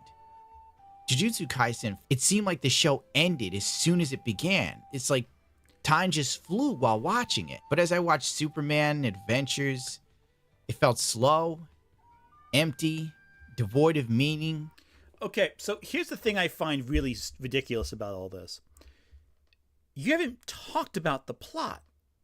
You haven't discussed any of the plot, actually. You just said, hey, look at this thing. The old thing was better. You didn't talk about the plot. Don't give me this nonsense about how the plot felt empty. You didn't talk about it. You wasted time talking about Electric Superman and nonsense. Do you think that's somehow the thematic resonance that you need in your story? Like, dude, you didn't say anything. Get on with it. Like, you didn't talk about the characters, the plot, the conflict, or anything. You just said, oh, hey, look at this one shot. It's so bad. I'm going to spend 5 minutes talking about the fact that Superman has speed lines and electricity around him. Because that matters. This thing that's on screen for literal frames. Who gives a crap? You know? Talk about something interesting or dynamic. Have a point. Or connective tissue to your conclusion. Jokes that I guess on some planet are funny along with Amy Schumer. What? They don't have powers. How dare the introduction show things that the rest of the show doesn't have? It's goofy, that's why, dude. Frankly, this show has nothing going for it. like a girl on TikTok bitching about dating. It really is. Oh my God, is he just gonna whine the whole time? It's sad to see a Superman show reduced to imitation rather than innovation. And most people that tune in to watch Superman want to see something that's Superman. If they wanted to watch anime, there are far better options. I find it so funny how everyone else, even the other Comicsgate guys, seem to really like this show. And he's the lone one outside. He's the one who's like complaining and crying and whining. It's very funny. It's very funny because this is just evidence that he wanted to get the reaction out before anything else. The donuts, I'll grant him. That was pretty, I didn't see that when I first watched it. That's pretty ridiculous. But he's just complaining and complaining. Also, yeah, a lot of modern anime is overrated. I agree. I think some is fantastic, but like again, like most things, 90% of it's garbage and the 10% that's great is extraordinary. But again, when you make like 100 episodes, 100 shows per season, you know, they're not all going to be bangers. But again, like I would say Jujutsu Kaisen and Demon Slayer are bangers though. They're quite good. But it's just a little bit ridiculous how he's acting like this is some big deal, right? He's talking about how this is such a huge deal that the show had speed lines. It's like it's irrelevant ultimately. All right. I think I've had my fill of bad Superman takes. So let's take a break for now. And by break, I mean we're going to wrap it up in a couple minutes. So what have we learned today? Not much. I learned that I like the new Superman show. Most people seem to like it. And I learned I don't like It's a Gundam. I think his style is very annoying. I don't think I'd go back to him a second time. It's very vapid. I don't like his perspective. But that being said, though, it was still a very informative viewpoint. So everything else was very interesting. We discussed some media, and I remember when anime was hard to find and you got enjoyment for what you found. Now it's a glut of choices. Yeah, well, back in the day, in my old day, back when I was younger, anime we would have to go to like the library or something like that to watch. We'd go and they'd have the manga section, they have the anime section, and what they had was what you took. They had Toonami, that was about it. And the anime that I watched from the library, watched Trigun, watched Cowboy Bebop. There were some good ones. But now it's like you have a glut of options, and because of that, because there's no curation, you're kind of left with your own devices sometimes. Curation can be a really good thing sometimes. Someone curating and determining, okay, here's the really good stuff. Here's what you're going to enjoy. That's why I think a lot of 90s and 2000s shows, we remember them as being better because we had the glut of content filtered out and we had only the best coming through, so to speak, the best. Obviously, some exceptions withstand, but I digress. The Comicsgate people don't actually like Superman. They don't really seem to like Superman all that much. They don't like anything, really. They always complain. But I'll do Comicsgate another day. They're another discussion point. When you're looking at the puns of Wilson classes, yeah. Back in my day, I had to go to the Coast Guard and watch the Fresh books. Yeah, there we go. And lolly characters are not... Yeah, lollies are not a modern thing. They've always been around. Not always, but they've been around for a while. I learned Superman good. Do not read Cyberfrog. And Literature Devil is fucking insane. Yeah, that's a... Honestly, I think It's a Gundam might be more out there. Well, Literature Devil is a grifter. That's the difference. He's trying to get your money. He's trying to play the greatest hits. Don't confuse that for madness. It's an easy mistake to make. It's like in Seven, it's dismissive to call him a lunatic. Don't make that mistake. These people are not lunatics. They are trying to make money off of you. That's the key difference. They are trying to exploit their audiences for profit. Don't forget that. That's a key distinction. Many openly dismiss. Many don't like. Many prefer Snyder. A lot prefer Snyder. I don't get that. I don't get Snyder's Superman is a weak point in my opinion. Yeah, Toonami was a great place. Toonami was a great option. Now they're bringing Toonami back on weeknights, so that's kind of cool, I think. Anyway, I've had a long day. I'm going to have to run out of my throat and face. And my throat's all raspy from talking nonstop. What's a video you like to make but haven't yet because people don't know if you'd be interested in? There's a lot of those. There's a lot of videos I want to make that. I have a lot of ideas. I'm going to just make them. If someone doesn't like them, they don't like them, and I'll learn from that. But there's a few I think are going to be interesting. The Pride videos I'm working on right now are going to be really interesting in my opinion because they're going to be real experimental. I have not made too many overtly LGBTQ videos recently. And I think it's interesting to see how the reaction that will be. On a positive note, can I suggest a Kamala Khan retrospective? That's not a bad idea, Sebastian. I like that idea. That's good. I'll maybe do Kamala Khan. That'd be fun. I like Kamala Khan as a character quite a lot. I was watching some near overlooked anime online. Okay, that's cool. There's some cool ones. There's a lot of overlooked anime. Some neat. Oh, there we go. There's some good anime that overlooked every season, I think. There's some really good ones that come out, and I think that's really exciting to watch them and see how they go. All right, well, thank you everyone for joining me. I'm going to sign off because I need water. My throat is parched, and it's been a long week working on this video. Hopefully, I'll finish editing the video completely tonight. Make sure I get the last couple touches on it for this Friday, and this Friday we'll see. One video I do want to make, though, is an Elfen Lied video. I think I'll make that sometime in July. I think that's fun, the 20th anniversary of Elfen Lied, if you want to feel old. Maybe a Neon Genesis Evangelion retrospect. That's coming. I mean, I've made Evangelion videos already. I'll make more though. I love Evangelion. It's my favorite anime. Anyway, thank you so much for everyone for watching. I'm so glad you came in here today, and I'm gonna this Friday. Hopefully hopefully the video does well Friday because the response this past weekend's been incredible. We'll see. All right, take care, everyone. Have a good night.